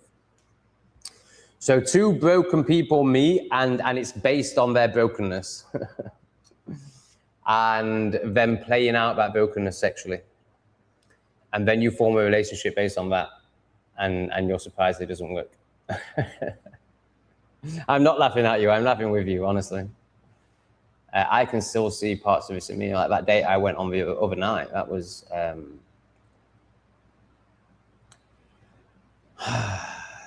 you know, that was based on a fetish ultimately. And I saw it and didn't go on a second date because I had enough respect for him as a human being to not use him to satisfy my fetish, which doesn't even really need satisfying. Like it's just something I notice. And yes, it's strong enough to motivate me to go on a date with someone, but once I actually see where it's going and what I want and what he wants and how they're two completely different things. And for me to get what I want, sex, I'm going to have to pretend to give him what he wants, which the old Tom would have done, a relationship. The old Tom would have got the sex and then fucked him off. And that would have been fine in old Tom's moral compass.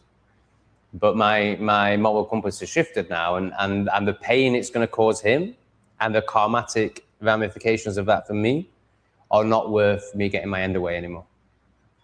So that was the decision I came to for the first time in my life at 41. So, I'm very predisposed, is that the right word? I'm very prone to this as well. But you're totally in it and you can't even see it. And you're starting to see it with these words potentially. So you can't base a relationship on sexuality. This is why no gay relationships work, because they're all based on sexuality. Not sexuality, on sexualness. But he's jealous of our son. Wow. So he's such a broken man that he meets women on fet websites and thinks that that's the basis for a relationship. And he's also such a broken man that he's jealous of the attention the son receives from his mother. Yeah, it's really bad, man. I really think you'd serve you and your son well to get out of this relationship. As much as it's good for a son to have a father, and I'm not saying, get out of this relationship and make your son fatherless, unless he really is very dangerous. But, that's extreme. I think mothers that make children weapons are the worst women in the world. And I think unless it's really extreme, your son absolutely needs to have a relationship with his dad. But this whole, it's not good for a child to come from a broken home is of course true, but it's so much worse for a child to be in a home like this where he's getting disrespected by his dad, where he's getting hated on by his dad. So I just had a dad that couldn't meet himself, couldn't be a man, and it affected me massively.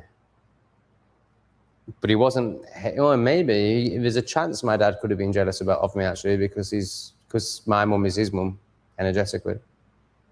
So maybe that did play out with me. But I'm not aware of that. And that was damaging enough. So if he's actively jealous of your son, therefore he's going to be putting your son, for a father to be putting their son down in any way is going to be so detrimental on your son. And your son's already fucked.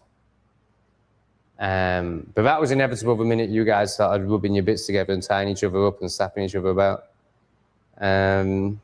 You were always going to create fucked up offspring, and that's fine. That's how it's meant to be, and his trauma will be his blessing if he does the work.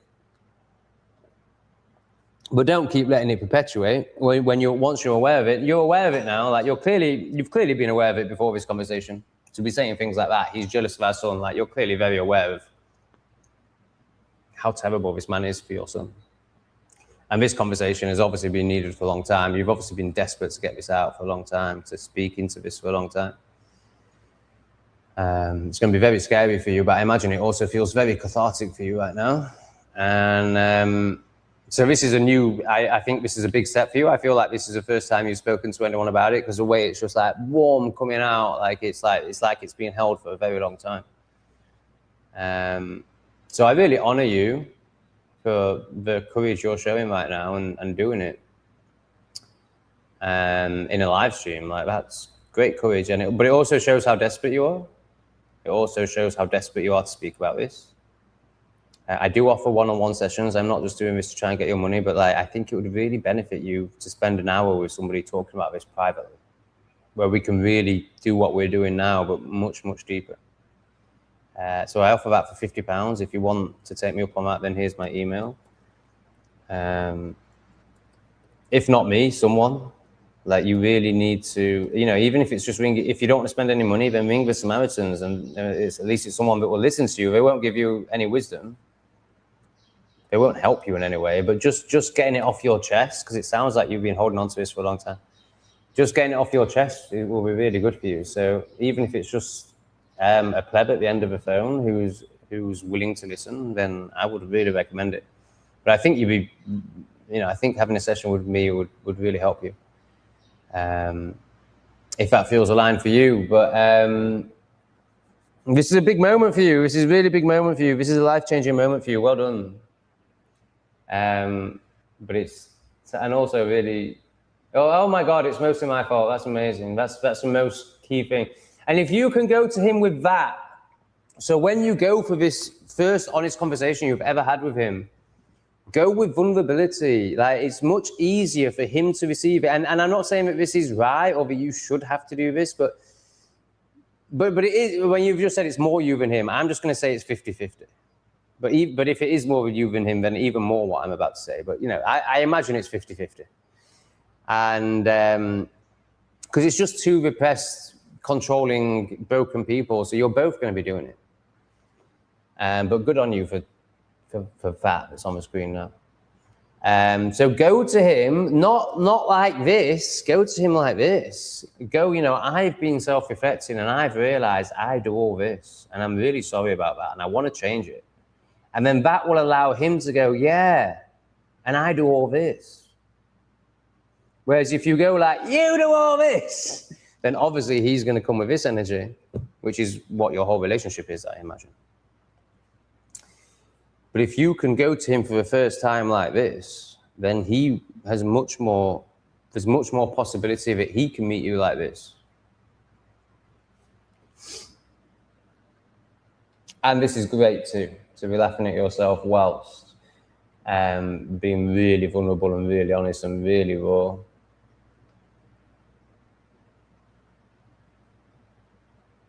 All right, great. Thanks for sharing. It's a shame you couldn't admit he doesn't make you wet, but that was obviously a bit too much. But, you know, you've done great. You've done really great.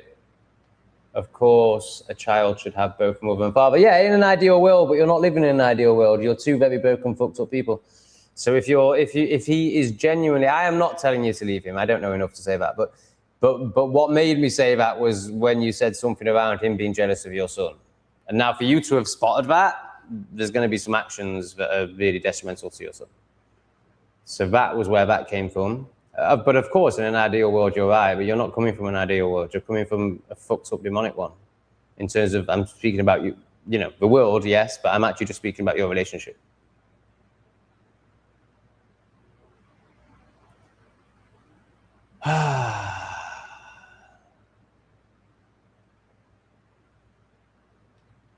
Yeah, I mean, I am the alpha male in our relationship. It's not how it should be. It's not, and it's not like should based on other people's opinions or what other people think. No. It's like for a man and a woman to relate successfully, the woman has to be surrendered and the man has to be a leader. It's the only way it can work. Otherwise, you end up with, you know, what I got brought up in, which, you know, is actually really good compared to what most people get brought up in. But you end up with a woman and a little boy.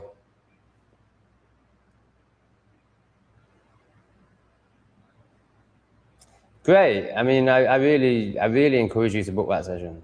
Like, honestly, it will be the best £50 you ever spend. Like, it will change your life. And I don't need £50. I'm not doing it for money. I'm doing it because I know that you're ready. And I have the experience that you require to move past this. All right, I really hope I get an email from you, Sarah, but if that doesn't feel right to you, then that's fine. Lots of love to everyone. Thank you so much for being part of the stream, everything that everyone's contributed in the form of comments and likes, and even projections.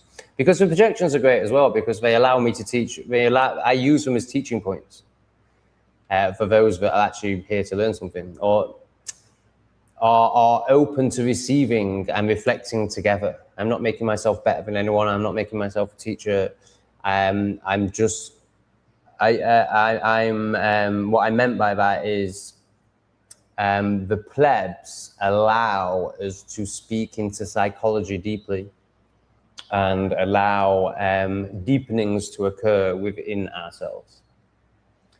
Thank you to all these people for making the stream possible, because there's no way I would sit here for 3 hours a night if these people didn't do this sort of thing. So yeah, just lots of love and lots of appreciation. Oh, I think I missed this one. Do you believe AI will replace all white collar work? Yeah, absolutely. And most blue collar. eventually. But white collar work's effed. No chance. No chance. It's so funny that people, that seems to be the biggest fear around AI is, I'll lose my enslavement. Can you imagine being that depressed? But you're scared about losing your enslavement.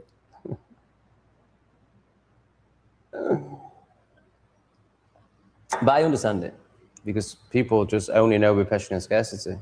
And their only self-worth and status comes through their enslavement. Oh my God, it's so bad, isn't it? Sorry I missed that one, Justin. Yes, absolutely. Absolutely it will. I'm amazed it hasn't already. I'm amazed that there's still people doing, like, pushing bits of paper around in HR. What's the point? All right, lots of love, guys. Hope to hear from you, Sarah. Big love to you.